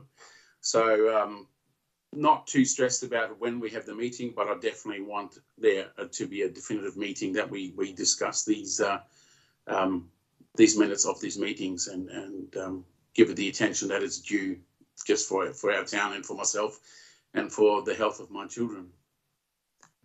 Okay, thank you, Councillor Zuki. Okay, is anyone else for or against the motion? Okay, Councillor Glenn, you'd like to sum up, please? Sorry, Councillor Christensen. Yep. Sorry for taking so long. It's a bit something to take in. So again, I'll foreshadow what the Deputy Mayor said today and thank everybody that's come forward today to put forward your personal feelings, feelings of people that you know, and he too, like he said, it's a testament to yourselves to step up here and speak on behalf of us and in front of us, but also the people that are live streaming today. As we all know, there will be people there watching. Is that it takes a lot of courage to step up and do what you've done. So thanks again for your time. It's much appreciated. It's difficult for me to talk about, I guess, a for or against right now. However, I just wanted to say a few things in relation to, with the seriousness in which was delivered to me. My question is, again, when we go through these motions, we have one bite of the cherry. And I wanted to take into consideration that we do all due diligence owed to yourselves and to everybody else that's around this town to make sure the right answers and the right results are delivered. My thought on pushing forward to have one done within the week, if we, let's just say best case scenario, we get minutes within 48 hours, leaves us with 5 days to understand in detail exactly what's being put forward to us, and also what litigation and other issues that might come out of these sort of motions coming forward. As again, myself unfortunately wasn't at the meeting, wasn't able to see these motions in advance, so I do apologise for that myself. But listening to what was said today, I do think, and I do ask that all of our other councillors on the board today have a real good think about what was said today. Like was mentioned, there was not a lot of against it. So in my motion, again, if the people of the public seem to think this might be good to get it done earlier, I'll be more than happy to support. Because again, we're not making a decision until those times, so more than happy to push forward. Thank you, Councillor Christensen. Councillor Gillingham, let us sum up, please. Just a point of order, Mr. Chairman, I do have something I'd like to say if I could before the right of reply. Yep. Again, echoing what most of the councillors have said, thank you very much to the public who have come along tonight to give us your stories. For those of us that weren't able to come along, I mean, I was at work on that night, so I couldn't make it, and it was an apology. So I do appreciate the fact that you've reached out on more than one occasion, and to a lot of you that have sent me messages as well through voicemail, text, etc. I, along with Councillor Christensen, would counsel against rushing this. As Councillor Christensen said, we get a bite at the cherry, and we want to make it the right bite for you. As it's been pointed out a lot tonight, we've been elected to represent the community, and you want us to do the right thing by the community. If we're going to get, by all reports, the unconfirmed minutes within 48 hours from that meeting on the 12th, we still are waiting for legal advice. Okay, now we need to get that before we can make a decision. There's no point going ahead in the face of legal advice that we may or may not have to guide us, remembering that legal advice is just that, it's a guide, it's advice. So if we do get all the information and we can get all our ducks in the row, then 7 days, fine. If not, then let's hold off until we get everything and we get it all right for the meeting in May. Thank you. Thank you, Councillor Zucchi.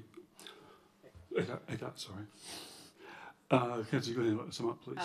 Yes, through the chair, just point of clarification before I do. Is Councillor Eckhart for or against? Was that spiel for or against? Thank you. I was just speaking to the motion rather than for or against, so I mean, I will vote for it when the vote comes. It was asked for or against. It wasn't time just to have a conversation. We'll have the vote shortly after your sum up, please.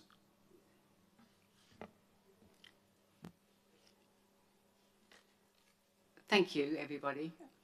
I made my choice for a vaccination because I needed to retain my employment so I could remain in this town and to survive in my town, which I have resided here since August 1985. So I guess I'm a long-timer here. The Town of Port Hedland Council can make a precedence here so that everybody can move forward. Port Hedland is the powerhouse of our nation. We are the engine room of Australia. We keep Canberra going. Yes, the mandates came in, but they need to be removed. Since I heard the news bulletin last night about masks being dropped, distancing, I really shudder at the fact that how are we going to keep ourselves safe? So, okay, the mandates, we don't need them anymore. As I mentioned before, I have family members one has lost their job and one is probably more likely to lose their job. I don't forget the people who have had the vaccine. I respect them. I respect people who cannot have a vaccine. I have a blood disorder. I cannot get a letter from my doctor to say I cannot have the vaccine. I was not allowed. I had my first vaccine on the 27th of January because I needed it to retain my job and survive. Within 6 days, I had a reaction. I was in St John of God Hospital in Perth. The doctors actually said I'd had a reaction to the vaccination. And I had all the tests and everything, and since then they have said, just have to be careful. I have a pacemaker that actually keeps my heart going since 2018. I had my second vaccination on the 27th of January, and I was told that within 3 months I needed to be careful of any adverse reactions. Why I was in Perth on the 12th of April is because I had an adverse reaction. The cardiologist didn't understand why I was what was happening with my heart. I have a monitor next to my bed, and every night when I go to bed, everything off my pacemaker transfers to the monitor. The monitor goes to a computer in America. It then gets transferred back to my cardiologist in Perth, and then I get an email or a phone call saying, you need to talk to your cardiologist. So I do have an appointment on the 15th of May, though it may possibly be just a phone one because of different rules and regulations. However, I do feel that it's something to do with the vaccines. I'm now required to have a booster if I want to remain in my job after the end of May. So that's something of a decision I probably have to look into carefully because that's something, it's my own decision. But I'd like to thank the electors for putting the time in. I'd like to thank councillors for considering this. Thank you for taking my floor motion and seconding the floor motion. I do feel as if, yes, should we be waiting? I've known other councils in Australia that have called a special meeting within 24 hours about the same as what we're talking to tonight. And they had their meeting in 24 hours. I'm not asking for that, or we are not asking for that. We're asking that within 7 days. I really think the momentum should be kept up. People are hurting out there. Our town is hurting. We've heard from members of the public tonight whose businesses are requiring to have people come in and work.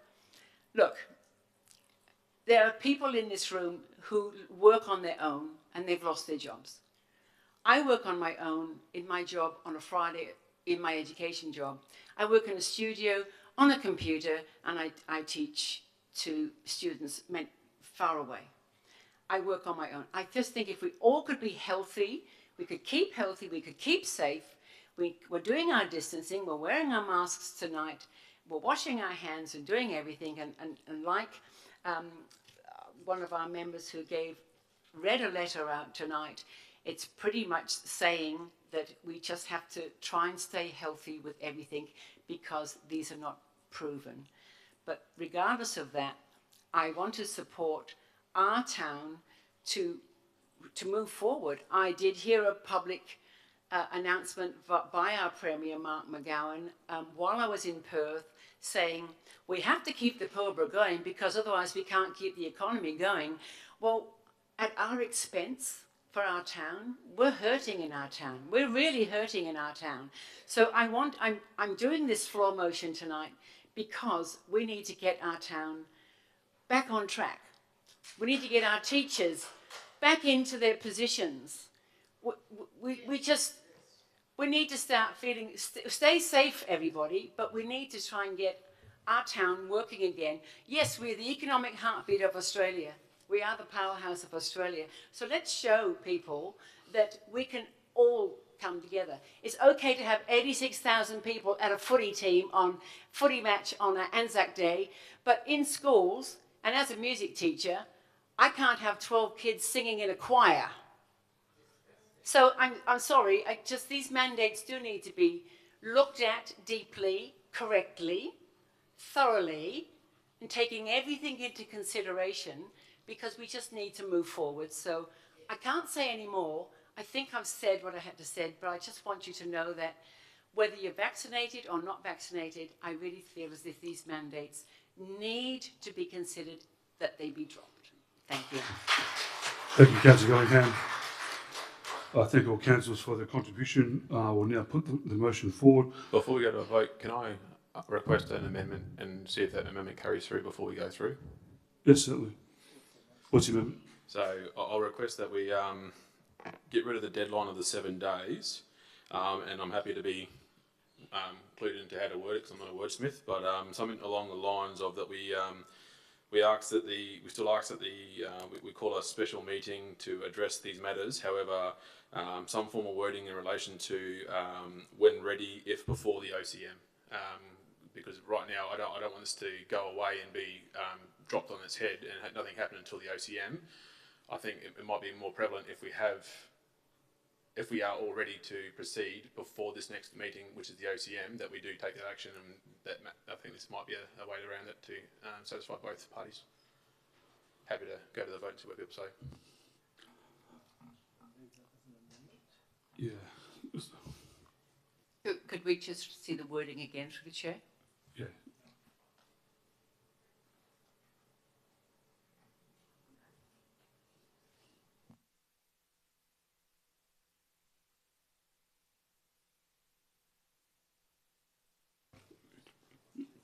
Would you like that wording for us? Yeah. Sorry. I'll put it on the screen, yeah.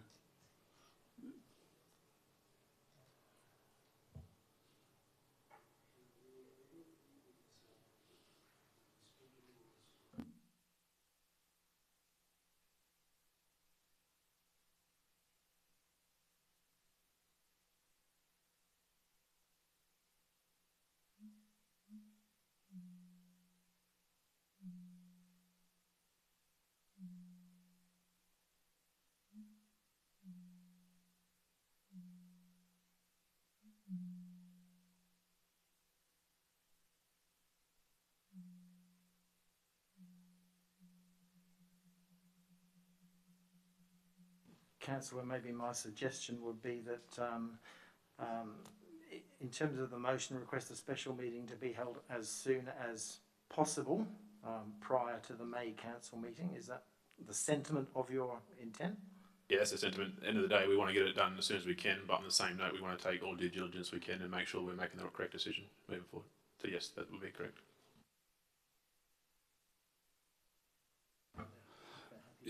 Yeah. Are you happy with that? I'll be happy with the word change. Yeah, okay, thank you. Councillor Coles, you happy with that? Absolutely. Yeah, okay. Thank you. So is everyone clear on the motion that Councillor Christian did request to remove the 7-day notice to basically have the special council meeting as soon as possible before the May OCM? Is that right, Councillor Christensen? That's what you're looking for? Yeah. Mr Chairman, is that a recommendation or an amendment on the board? It's an amendment. I think with the acceptance of the mover and the seconder, it can be voted on as a substantive motion. So the original motion from Councillor Gillingham has now been replaced with that wording? Has been amended at the request of Councillor Christensen. So yes, that becomes your substantive motion. So it will be request a special meeting to be held. Can we just keep the words on the screen, please? ASAP, wasn't it? As soon as possible. As soon as possible before the May OCM. So that's the motion which has been accepted by the mover and the seconder. So that's the one you will vote on. So that doesn't need to be seconded then? It's been moved by Councillor Gillingham, it's been seconded by Councillor Coles. They've both accepted those changes.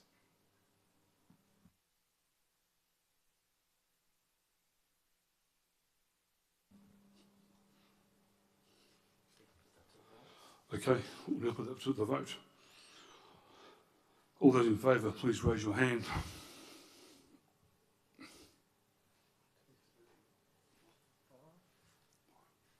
Yep.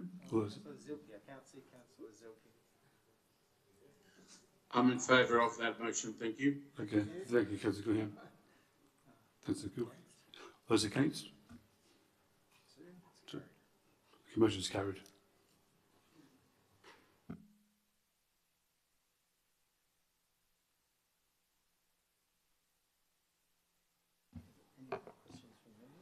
Okay, any other questions from members at all?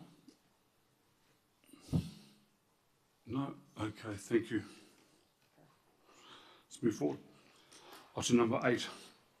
Announcement by the presiding member without discussions. The presiding member's meetings for the month of March 2022 are detailed in the agenda and are printed in the minutes. Item 9. Declarations from all members to be given due consideration to all matters contained in the business paper before the meeting. I invite all elected members to declare by a show of hands that they have given all due consideration to all matters contained within the agenda. May I have a show of hands, please? Councillor Zilke.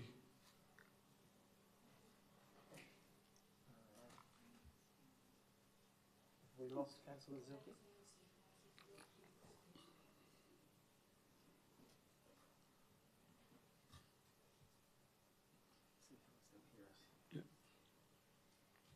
Can you still hear us, Councillor Zilke? Yes, I can. Okay. I was looking for a show of hands if you've read the minutes of the, in the agenda. Can you confirm that, please? Yes, I confirm that. Okay, thank you.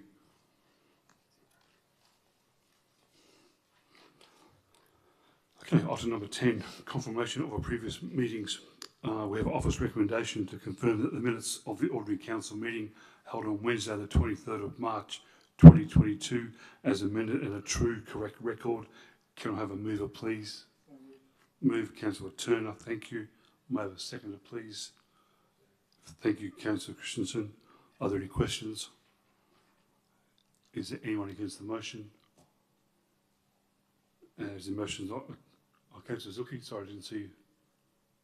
Sorry. It's okay, that's fine. As the motion is not opposed, I declare it carried. Simple majority, thank you.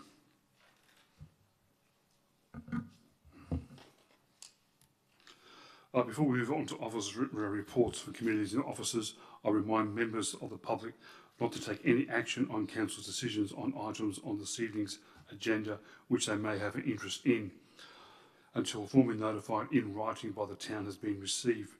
Decisions made at this meeting can be revoked in line with the Local Government Act 1995. Item number 11, reports from communities, there is nil.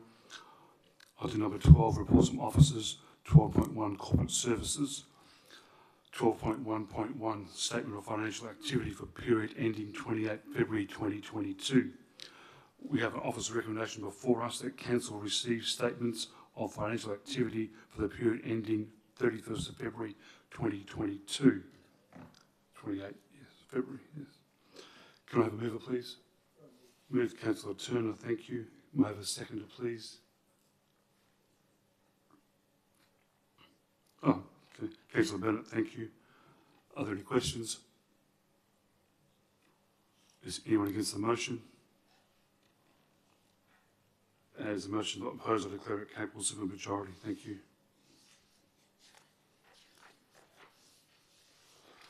Item number 11.1.2, statement of financial activity for the period ending 31 March 2022.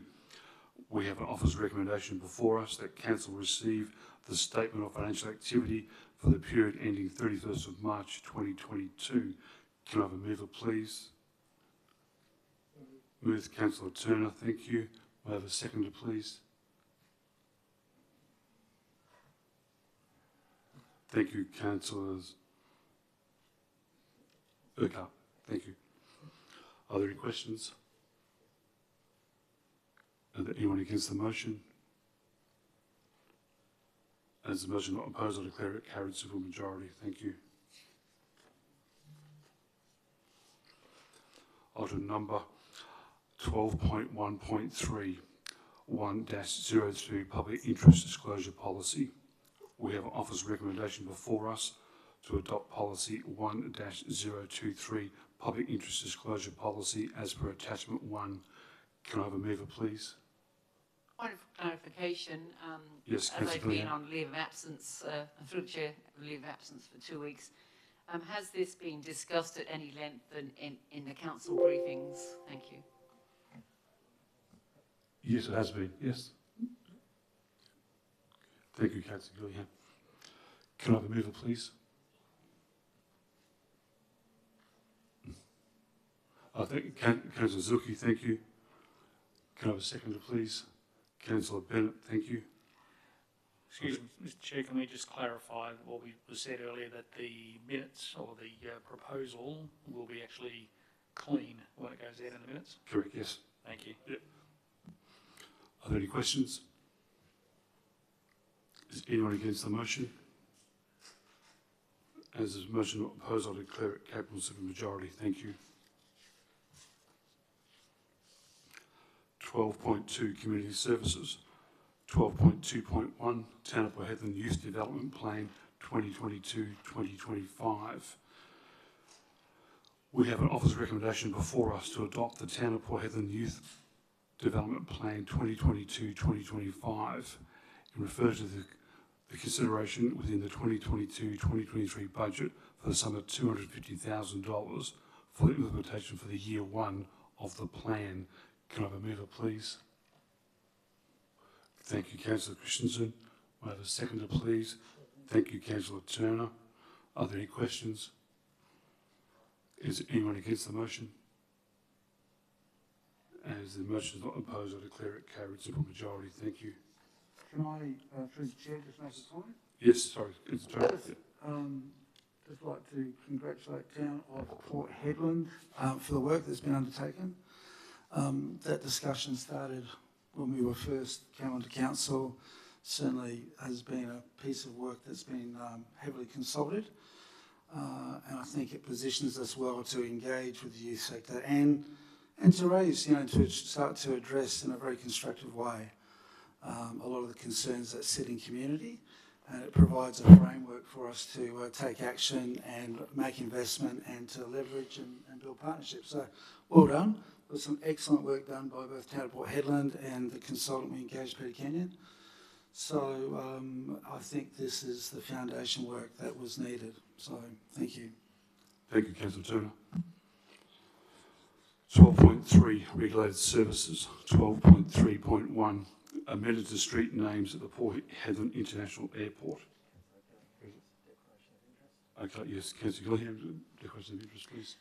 Yes, I have a disclosure of impartiality. With regard to the agenda item 12.3.1, I disclose that I have an impartiality interest because I am a teacher for the Education Department based at Port Hedland School of the Air at the airport, at the International Airport, Port Hedland. As a consequence, there may be a perception that my impartiality on the matter may be affected. I declare that I will consider this matter on its merits and vote accordingly. Thank you, Councillor Gillingham. We have an office recommendation before us to support the retirement of street name Williamson Street. At the Council's request, Landgate amendment to street names as supported by the Council advised for the PHIA of the amendment of the street names. Can I have a mover, please? Councillor Zilke, thank you. Can I have a seconder, please? Thank you, Councillor Bennett. Are there any questions? Is anyone against this motion? As the motion is not opposed, I declare it carried, simple majority. Thank you.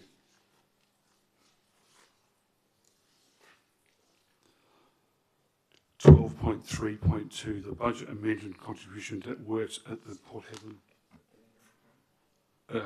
Airport, International Airport. Councillor Gillingham, you have another. Yes, thank you through the Chair, Mr Mayor.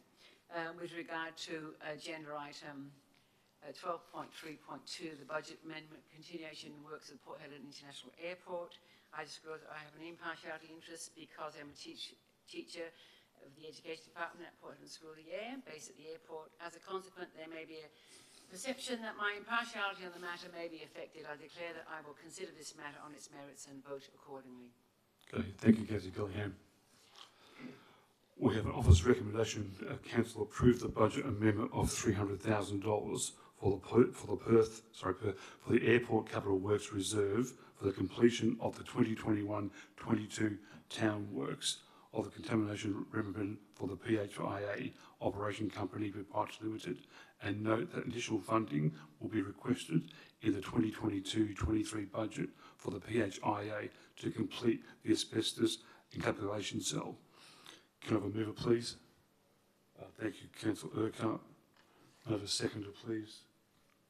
Thank you, Councillor Christensen. This requires absolute majority. Are there any questions?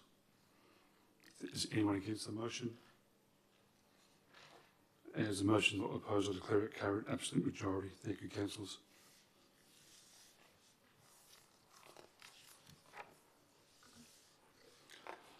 Item number 12.3.3, determination of development application 2022-016 warehouse office and laydown area at lot 319 Quarry Road, Wedgefield.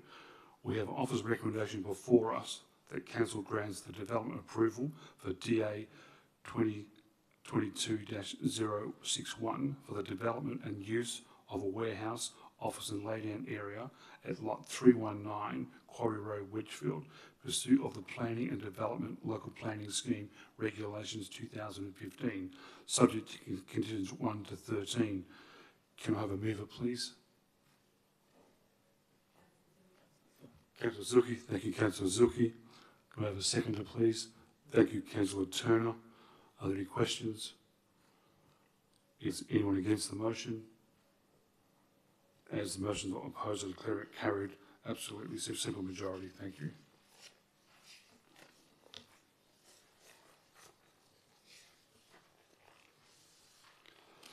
Item number 12.3.4, community safety. I believe we have a couple of declarations from Councillor Turner. Read it out for. Yeah, thank you, Councillor Turner. Declaration of impartiality, 12.3.4, community safety. I'm employed by Royal Life, which is actively engaged in the engagement of young people and diversion of young people. Okay, thank you, Councillor Turner. Councillor Bennett. With regards to agenda item 12.3.4, my employer is a major sponsor for the Nightlight Activities Program. Disclose that I have impartiality interest because of that. As a consequence, there may be perception that I may impartiality of the matter may be affected. I declare that I will consider this matter on its merits and vote accordingly. Thank you, Councillor Burnett. Councillor Christensen. Thank you, Mr. Mayor. In regards to agenda item 12.3.4, I disclose that I have an impartiality interest because, again, my employer is a major funder inside of this Night Lights activity program. As a consequence, there may be a perception that my impartiality on the matter may be affected. I declare that I will consider this matter on its merits and vote accordingly. I'll also further go on to say that I'm comfortable in moving items 1 and 3 on this agenda item. However, I move that we make an alternative motion that was on the agenda handed to us, please. Through the chair. Yes, Councillor Turner. Yeah, it is second. Yeah. Sorry. Okay, can I second on Councillor Christensen's motion? Yes, I second that one, please. Yeah, great. Thank you, Councillor Coles. Is anyone against that motion? Yes, I'm against the motion. I oppose the motion, and I foreshadow the original officer's recommendations. Okay, thank you, Councillor. Which is items number 1, 2 and 3. Items 1, 2 and 3, yeah. Councillor Christensen first. Okay, Councillor Christensen. Point of clarification, so are we foreshadowing 1, 2 and 3 or just number 2? Because as my previous motion said, it was 1 and 3 I'm happy with. It's just 2 that I would like to put the motion forward. It's just 2. Yeah. Well, just be 2 then. Yeah. So, through the chair, I'm sorry that the system glitched out and I didn't hear what Councillor Christensen proposed. If that could be repeated, please. Councillor Christensen, would you repeat that? Yep, Councillor Zuki. So all I've done is I've said I'm happy to comfortable in moving items 1 and 3 of the recommendations on this item. However, I request that recommendation 2 resort to the alternative motion that was issued at the bottom of this attachment that we've got. I'll see if I can find it. I'll read it out to you if you want. Yeah, page 50. Miles away.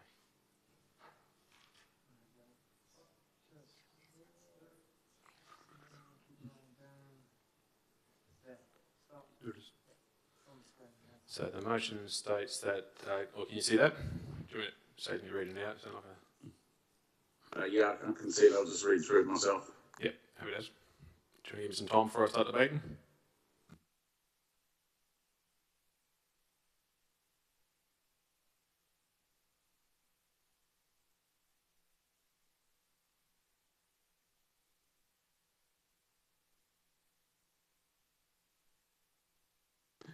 Thank you. Okay, thank you, Councillor Zuki. Okay, Councillor Christensen, please. Thank you, Mr. Mayor. So the reason I'm opposed to the original motion and wish to move this is because information provided to us by the administration of the town of Port Hedland, the survey information clearly dictates, in my opinion, that our initial $200,000 investment in the security patrol services provided at the Christmas break either was unsuccessful or most people just didn't know about it. And I'll refer to some of the information provided was 56 of the people questioned, and just for reference for the people of the gallery, there was 120 to 140 people on this survey that answered results. So 56 of these people were unaware that the works had even been conducted. Just to clarify, actually 56%, not 56 out of 138. That's correct, 56%, sorry, thank you for that. And also on another question, it was asked if they wanted the service. 65 of these people did state yes, that they wanted this service. Sorry, 65% of these people did state that they wanted this service. However, out of that 65%, 50% of these people would not have paid for the service. So that, to me, points a very clear issue towards the fact of they're happy to have a service if they don't have to pay for it. If they're not happy to pay for it, my question is it providing what we ask it to provide? And the last lot of numbers I did see in that is that 74.4 preferred the community night patrols over a security patrol. So to me, that's a staggering number of people that would be supportive of a service that is already in place that we don't pay for to start with. My second concern is that, yes, although I do take the security and the safety of our people of our town very seriously, I also then do take in consideration the safety of the employers that we have ourselves who we hire directly. which also then directly into our subcontractors too. So there was issues in the Christmas time patrols where these people were put in some harm's way due to the nature of their job, being the fact of now these individuals were trying to persuade you to do other things.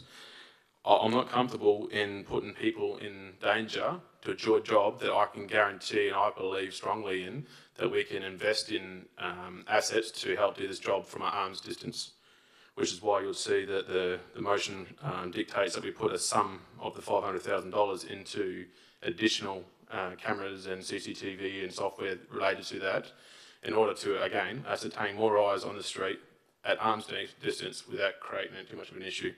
And then lastly, I believe by doing this, we're actually doing things that people of the public perceive that we don't do. We don't invest enough in our assets that will have a longevity in this. Right now, if we spend $500,000 on mobile patrols on the street, we have them for 12 months. And to me, that's not good enough. If we invest another $500,000 into CCTV, we have that asset for the life that we look after it, providing, yes, I understand we have some maintenance to it. However, I do believe it will get a longevity out of the money spent. So that's my reasonings for having this done, please. Okay, thank you, Councillor Christensen. Okay, Councillor Coles, let's speak. Yeah, having spoken to a lot of the nighttime security patrol personnel, it concerned me the amount of times that these personnel were basically getting out of their car and having stolen cars near enough run up underneath them or deliberately aim for them. One particular security guard said, like, it was absolutely horrible and it's not a feeling knowing that he was going to be in danger, going to work and coming back home again. Investing into our town with a fixed term solution, to me, is more beneficial to the community than going ahead and spending money upon something that we're going to just wave away. I want something fixed term for our community.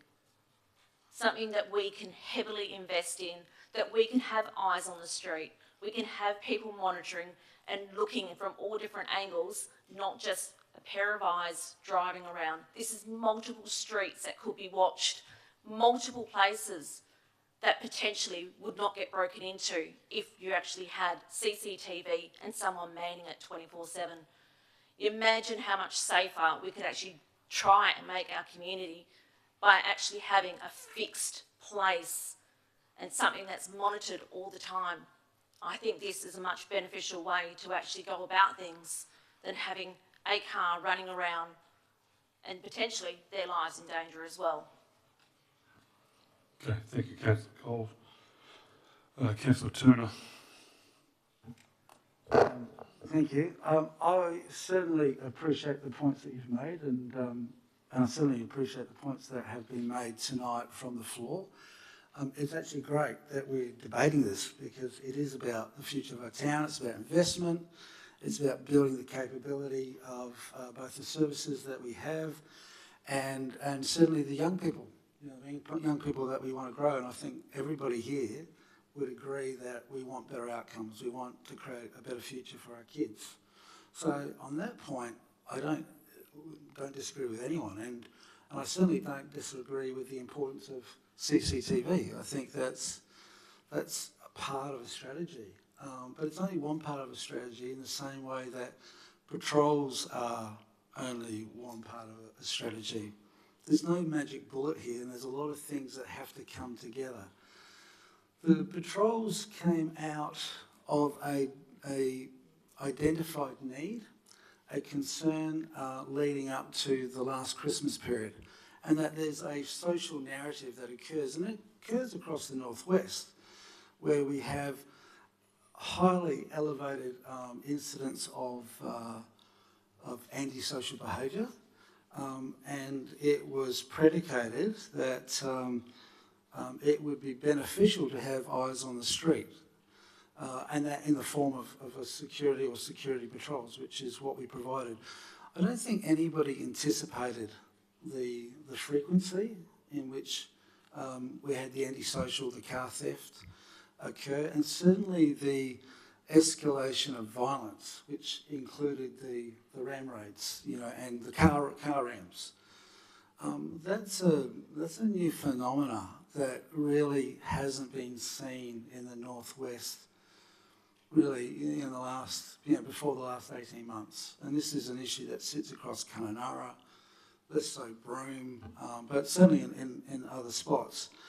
If you look at the profile of offending that occurs in the Pilbara, it has spiked by at least 20%, pretty much across all indicators that are mapped by the WA Police. So, whether that is, family assault, property damage, stealing, motor vehicle theft has jumped up by 40%. And I think our security would certainly be strengthened by CCTV, but they are static and they are fixed points of control and observation. And I appreciate the possibilities of manning a station. But what the Security Patrol does, it provides a response, it provides flexibility, it provides it builds, I think, provides a level of confidence.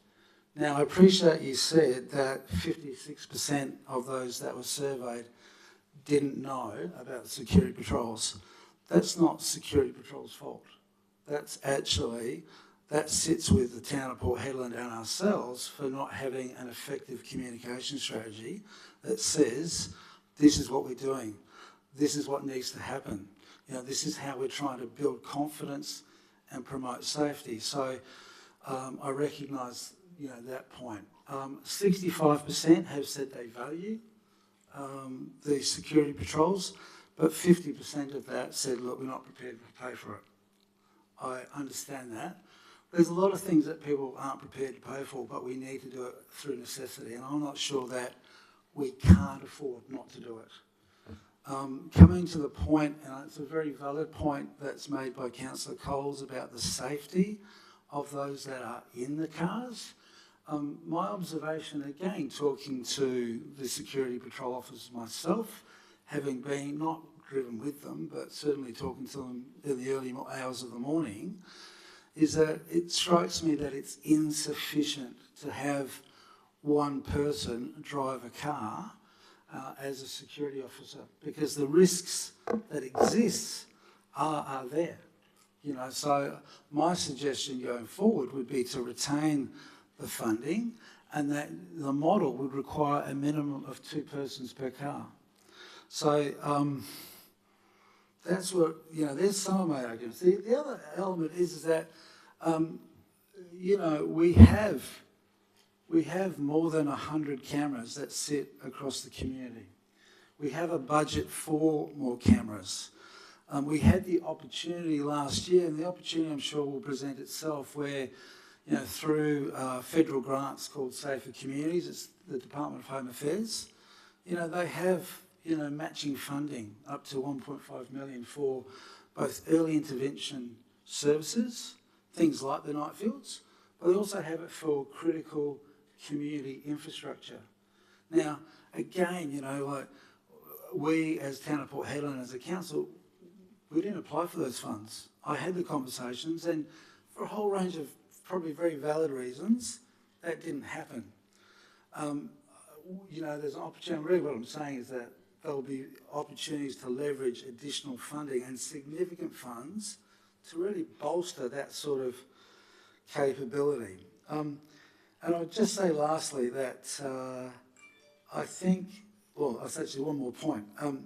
There has been conversations, and I'm aware that the state government are convening a working group of something equivalent to a ministerial task force. And that's been requested of the state government by the mining sector, okay? And their concerns have been around this issue of safety in both Hedland and in Newman. Now, in the conversation I had with the local MLA, Kevin Michelle, and it's a continuing conversation, having been a victim of crime where my office was vandalised absolutely trashed with about $10,000 worth of damage, I sort of approached him and said, what are we doing? Now, it was a rather long conversation, but you know, he has mentioned this working party. Now, local government hasn't been invited to sit at that table, and I have said to the honourable member that that is not good enough, that the local government needs to be at the table. The expenditures that we make in the youth sector, the social infrastructure that we're putting in, cameras being one of them, you know, we need to be at the table when the heads of department and their ministers are having these conversations and making decisions. They shouldn't, you know, we need to be at the table giving input. So I think we can push that, and we need to push that. And I was going to make one more point, but I will close it off by saying that I certainly respect your opinions, and I respect the passion and the concern that's coming from community. I think the community is wanting to have confidence in the council and to be seen to be doing multiple initiatives that are integrated within a safety plan. Noting that we have a review of the community safety plan for this year, and again, I think we need to get back to metrics. You know, how do we measure the impact? And we need to build that into the strategy. So I've taken up a fair amount of time, more than usual, but thank you, and we'll go from there. Okay, thank you, Councillor Turner. Do you have any others for or against the motion? Yes, Councillor. Thank you, Mr. Chairman. I'd like to speak in support of the alternate recommendation 2. Again, just like Councillor Christensen, in favour of options 1 and 2, or recommendations 1 and 3. But the alternate recommendation resonates with me in that we need to be seen to be fiscally responsible. We heard earlier from the public statement time that there are multiple agencies around the town who are getting funding, significant funding, to operate around prevention and support for the youth of our town and prevention of youth crime. The security patrols, the worrying part about the figures, and you know, facts and figures can be made to say anything. As a former maths teacher, statistics are brilliant because you can make them say anything. But when 74% of the community that actually responded to the survey have no desire for community night patrols in favour of community security patrols, when only 26% prefer the community security patrols, I think throwing $500,000 at this is not being fiscally responsible from the town of Port Hedland. Okay, we may have room within the budget to do that, but to have fixed point security like the CCTVs, as Councillor Christensen said, they're in place, they can be upgraded, they can be maintained for a better price, a better bang for the buck, than for paying for 2 people in a car to go around with body cameras and dash cam. And as I've had discussions with several people, the community's going to want to see results. The patrols that we had over the summer break, the reports that we got back as councillors didn't really say a lot. They said, yeah, we went to this place, we went to that place, we went to that place, but what happened? The community has no idea what happened. These guys, and the community perception is that if you're going to have security patrols, we want them to have the power of arrest. That's never going to happen. They will never be given the power of arrest. They can only report, and then cross your fingers, insurance comes in, whether something gets done and arrests get made and the letter of the law gets applied. $500,000 for security patrols, to my way of thinking, not fiscally responsible from our perspective as your elected members. Okay, thank you, Councillor Urquhart. Do you have any other people for or against? Councillor Gillingham. Yes, thank you to the Chair. I've been broken into 33 years ago in Anderson Street. I was broken into, and the kids got hold of the Polaroid camera and took photographs of themselves, so it was easy to find them, actually. Yeah, they had a bit of fun while we were on holidays and that, but the police at the time said, look, we usually just give them a bit of a whack and chuck them in the back of the Port Hedland police station, and this was before the South Hedland one was built, but you can't do that anymore, you see. And they used to then talk to the parents, and it was a different way back then, all right? It was a very different way. One of them was the son of Colin Matheson, actually, which the Oval's named after, but that lad became quite respectful to me afterwards. Anyway, I was also broken into 4 years ago in Cook Point. Anybody patrolling the streets wouldn't have seen it anyway because they jumped over the back fences, the back way where it used to be a pathway. But they came back a week later after they had broken in and they tried to break in again. And even though I had all the locks on the windows, actually the poles of cut-off broomsticks worked far better than the locks on the windows. But I think we can do better than $500,000.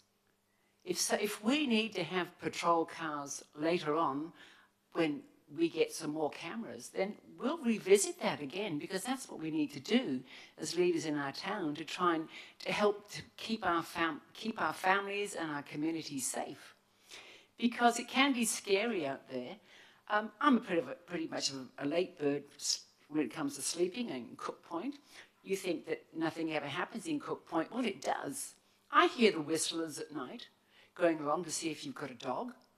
I see the pieces of paper with little crosses on them, that this house has a dog, this house doesn't, this one has. And it's happening all the time. It's not just in South Hedland, it is everywhere.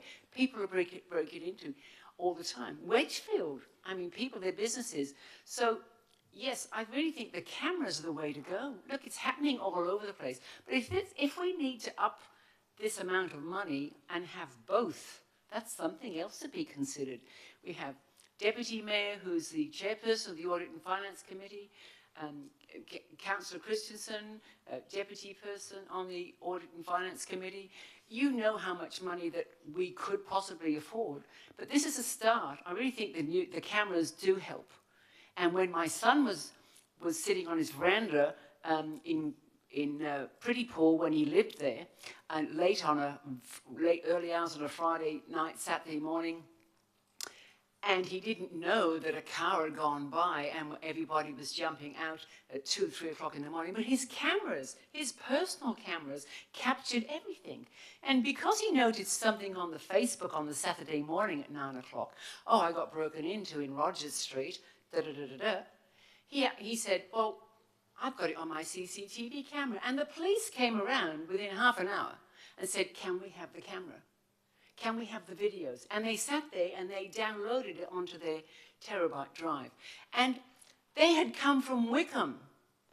Those people had come from Wickham, lying down in a ute, and they were caught on camera. They were caught trying everybody's cars, handles, everything. Those cameras, those personal cameras, caught those people. But they were not from Port Hedland, they were from Wickham. And there's a big group. It goes bigger and beyond. So look, this is a fantastic recommendation. I'd like to see more money, but I know that we've got to make a start. CCTV camera, it's the way of the future. It's the way of what's happening. We're being videoed on camera now and probably going all over the world, all right? There needs to be more of this, and I highly would recommend this recommendation. Thank you. Thank you, Councillor Gillingham. Do we have any more councillors for or against the motion? Okay, Councillor Christian, you'd like to sum up, please? Thank you, Mr. Mayor. Like the Deputy, I want to thank everybody for the debate today. Again, it was always enjoyable when we get together and have a good chat about this. Passion points are very strong to me. I believe it means that we do care for the community, and it shows with what everybody's saying today. And again, respect both parties on this communication. So to wrap up, I don't want to go back over too much of the of what we already have, but again, I do think just a quick touch point on it comes down to just usability. From this, I don't want to spend $500,000 for this year I want to spend $5,000 that's going to pay back itself over multiple years. It's plain and simple. The interface of security cameras these days is you don't need to be monitoring each camera. You've got algorithms you can put with inside of them to say, we're looking for a number, like a group of people instead of a single individual. It will highlight that over 100 to 300 different cameras. So the functionality that we have in this now, it will far, far exceed anything that any security guard in a car can ever provide. And I say that with all due respect to the industry, because I'll tell you right now, I used to be one of those people driving those cars. So I speak from experience when I say that I do believe that the CCTV, while I do agree that yes, this is not a silver bullet by any stretch of the imagination. However, I do believe that this money would be way better off spent investing it through a physical asset that we can, again, reuse over multiple times than just instead of 1 year. Again, thank everybody for their debate and look forward to it. Yeah, thank you, Councillor Christensen. Okay, what we're going to do, we're going to vote on the three recommendations singly. So we'll go to the first officer's recommendation. Can we bring up the screen, please? Okay, so the first officer's recommendation, as you can see on the screen there, the Committee 6 months trial period of Northern Lights Activity Program elevates and reports on Council's programming outcome and the view assessing availability of A, extending a trial partnership program through the Christmas school holiday period, and B, extending the partnership program long-term subject to specific terms of the agreement. Can we have a mover a second for that? And a vote? Mover? Yep. You have a mover and a second. You just need to put it to the vote. Yeah. Councillor Christian gets a cold, yeah. Okay, put the vote. Okay, all those in favour? 8-0, thank you. Officer recommendation number 2, that council. Alternate recommendation, yeah, okay. Can you just move the screen? Move the screen down a little bit for me, please. There we go. Officer recommendation. One, that does not undertake any further night security poll services based on feedback from the community safety survey taken on March 2022. And 2, refer to consideration within the budget 2022-23 budget the sum of $500,000 to provide further additional CCTV camera hardware and software within the district, which is capable of being monitored externally by authorised persons. Okay, can I move it and a vote? All those in favour? Sorry, moved and second. Yeah. 5. All those against? 3. It's carried. Okay, let's go to officer's recommendation number 3. That council, 1, authorise the mayor and the deputy mayor and the CEO to meet with relevant state government ministers to discuss community safety issues in Port Hedland. Can I have a vote, please? All those in favour? All those against? Motion's carried 8-0. Thank you.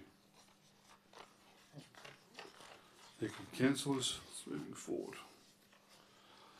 Item number 12.3.5, the Port Hedland Visitor Centre Quarter Report, Quarter 2, October to December 2021. We have an officer's recommendation before us that council receive the quarter report from the Port Hedland Seafarers Centre for the second quarter, October to December 2021. Can I have a mover, please? Councillor Gillingham, thank you. I have a seconder, please. Councillor Turner, thank you. Are there any questions? Is anyone against the motion? As the motion is not opposed, I declare it carried. Simple majority, thank you. Item number 12.4, Infrastructure Services. 12.4.1, the repurpose of Marquee Park endorsement of concept design. We have an office recommendation before us that council supports the repurpose of Marquee Park into a dog exercise and family park, and that council endorse the concept design for the dog park exercise park as per attachment 1. Can I have a mover, please? Councillor Christensen, thank you. Point of clarification, sorry. Just wanted to clarify that we maybe even amend the motion that we have it come back to us before we strike dirt and with a bit more of a, I guess, a detailed design. Yeah, just want to clarify we'll be getting that in time. Happy to provide that if needs to be. Yeah, well, provide that, yeah, sure.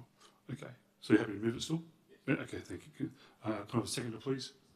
Seconder, Councillor Turner, thank you. Are there any questions? As the motion is not, anyone against the motion? As the motion is not opposed, I declare it carries with a majority. Is that 1 and 2? 1 and 2. Clarify, so that was an absolute majority. Absolute majority, yes.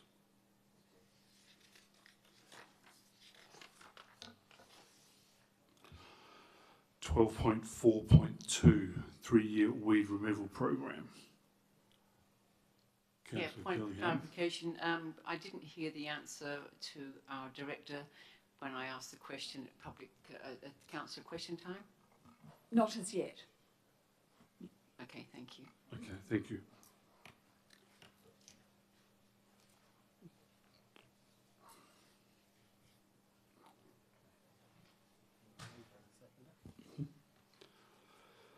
So we have an office recommendation before us that council note that the Department of Primary Industries declared pest listed as a 3-year weeding removal program. Can I have a mover, please? I'll move the motion if I can have an alternate and add it to a note to have a survey with the to look more into this, please, before anything is done to the tamarix trees. What would you like, Councillor? I'd just like to first put that a survey needs to be conducted along the end of Sutherland Street and the beginning of Keysing Street as to how the public in that area feel about the removal of these trees, and for more information on the soil erosion which could be created. So just wanted to add that a survey just needs to be taking place before anything is voted on in its entirety. Okay, thank you, Councillor Gillingham. So is there part 3 to the motion, Councillor, that we undertake? Maybe a part 3 that council undertake a survey of residents on the corner of Sutherland and Keysing Street prior to action? Yes, please.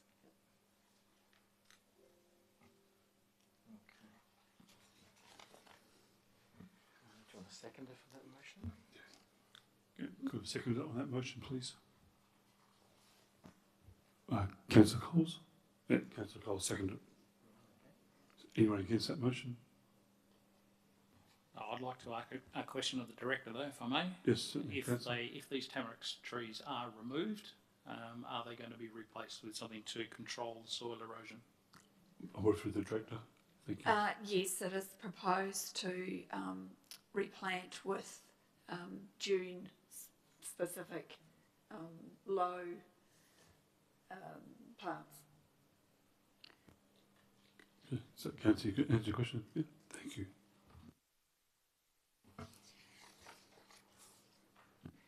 Through the chair, could this be noted and before anything is done regarding these trees, as I did mention in my public question, in my council question time, about those trees were gifted by Mount Yuma Mining Company.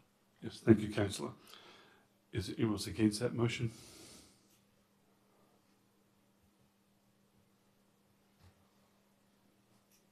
Okay, thank you.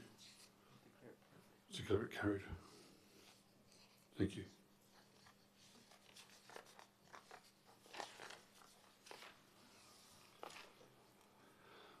Okay, 11.4.3, award of tenders RFT 2122-17, supply of plant equipment operators for infrastructure works. We have office recommendation before us that council award the following successful tenders to the panel of pre-qualified suppliers for RFT 2122-17, supply of plant equipment and operators for infrastructure works. Point of clarification, if I may. Yes, Councillor. This looks like it's to do with hiring a lot of equipment. Is that correct? That is correct, yes. You can see the equipment, you'll see there as equipment only hire. Sorry, Lee?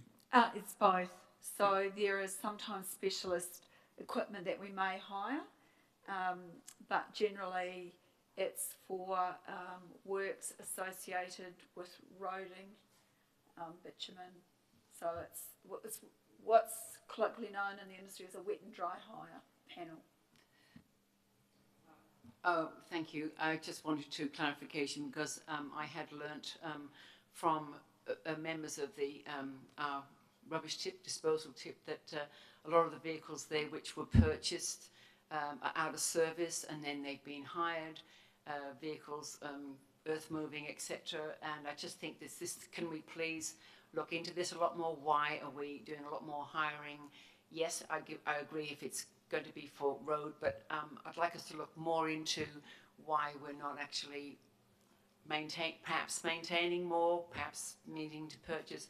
Just that higher, it's a lot of money, so it's something which I think that we also need to be aware of. Thank you. Would you like to answer that question, please? All vehicles are maintained. All town vehicles are maintained. Where we have had real issues is with the supply chain. So, for instance, the compactor, we had to source parts from America. They took over 4 months to actually get here. We had to hire a compactor. So, just by way of clarification, I think, Councillor, the question was more why do we hire as opposed to owning and using the equipment ourselves? So in that case, we had to hire a compactor for a substantial period of time so that we could continue to operate the waste company. We have hired other plant and equipment for specialist jobs where it wasn't worth us owning it ourselves. And we have also, when we've had bigger jobs and we haven't had that equipment, have also hired plant. Thank you. Is that clarified? Councillor Gilly? Happy? Okay, thank you. So equipment hire only is a... Oh, okay. You going to move before that? Okay. Councillor Christensen and Councillor Coles. Thank you. Is anyone against that? Okay, thank you. Put it to the vote. All those in favour? Yep. 8-0. Thank you. Carried.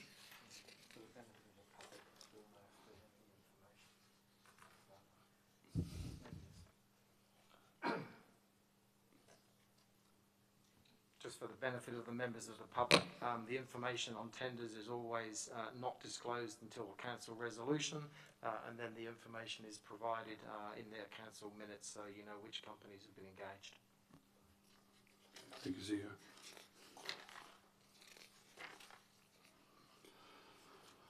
Okay, moving on, 12.4.4, the Town of Port Hedland new landfill site, the site section review.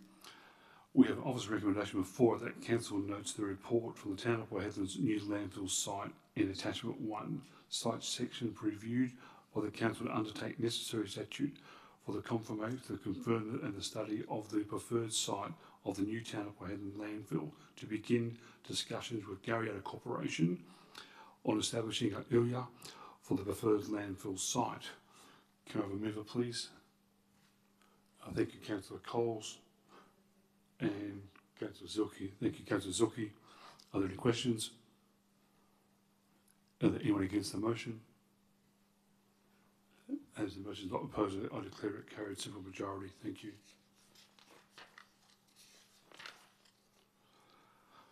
Okay, 12.5 Executive Services, 12.5.1 Conferences up to July 2022. We have an office recommendation before us that council nominate and approve the mayor and councillor to attend the Disparate Carbon and Resource Summit on behalf of the Town of Port Hedland from the 15th to the 16th of June 2022 in Perth. I call on councillors to nominate for that at all. I would declare an interest in that particular council. Yeah, okay. Councillor Zilke, thank you. Okay, anyone else? Okay. Okay, can I have a mover, please? Move, Councillor Turner. A seconder, Councillor Coles. Are there any questions? Is anyone against the motion? As the motion is not opposed, I declare it carried simple majority.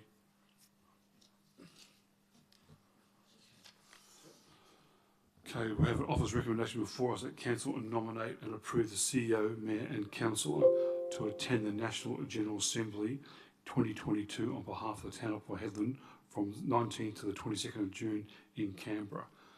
Can I have a councillor who'd like to attend?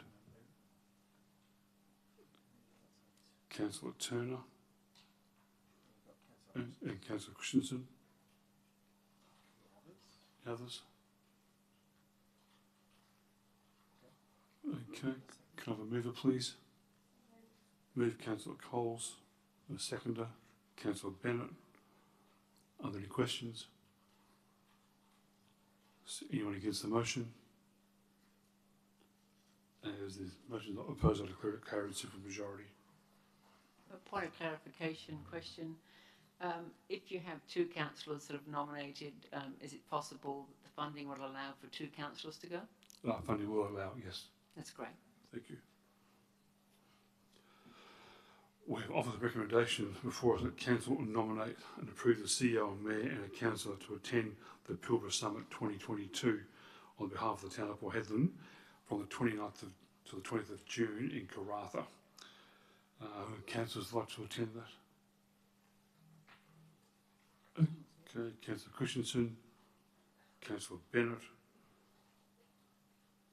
and Councillor Turner. And Councillor Eckhart. Well, robust. Okay, can I have a mover please? Move, Councillor Gillingham. I have a seconder, Councillor Coles, thank you. Are there any questions? Yeah, just to clarify, if we've got two councillors already going, I'm happy to drop out.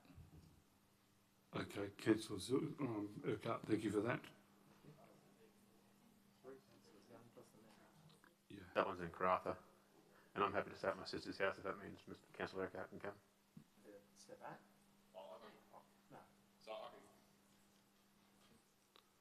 I'm happy to even pay my way if I have to if it comes. So at the end of the day, it's local, so I think the more the merrier.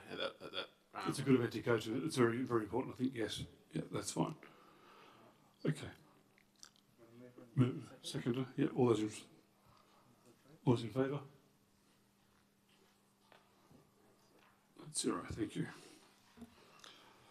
Okay, we have office a recommendation before us that council nominate and approve the CEO and Mayor and council to attend the Developing a Northern Australian Summit on behalf of the town of Port Hedland from July 6th to the 8th July 2022 in Mackay in Queensland. Councillor? No one's got a COVID. No, okay. Okay. Am I able to get back to you on that? Yes, go back to that. That's fine. I will send an email in regret. Okay. All right. My only clarification, Councillor, is we actually need to approve it by resolution. Perhaps my suggestion would be you nominate, and then if you're unable to make it for whatever reason, we will remove you from that process. Okay, thank you. Yep, sounds good. Okay, thank you, Councillor Coles. Okay, can I get a mover, please? Councillor Gillingham. Can I get a seconder? Councillor Turner. Are there any questions? Is anyone against the motion? As the motion is not opposed, I declare it carried to a majority. Thank you. We have officer recommendation before us that council amend the agenda feedback session from Wednesday, the 15th of June to the 16th of June 2022, and amend the ordinary council meeting from Wednesday the 22nd to Thursday the 30th of June 2022. Can I get a mover, please? Through the chair, you said 30th, but May. It's the 23rd. It's a correction, Councillor. Is it? Okay. We're requesting 30th. Yeah. Okay, great, thank you. Okay. Can I get a mover, please? Thank you, Councillor Bennett. Can I get a seconder, please? Councillor Zilke, thank you. Are there any questions? just a point that if it's going to be on a Thursday, I'm going to be an apology for both of those. I work Thursday nights. Okay, thank you, councillor. Thank you for that. Is anyone against the motion? And as the motion is not opposed, I declare it carried with a simple majority.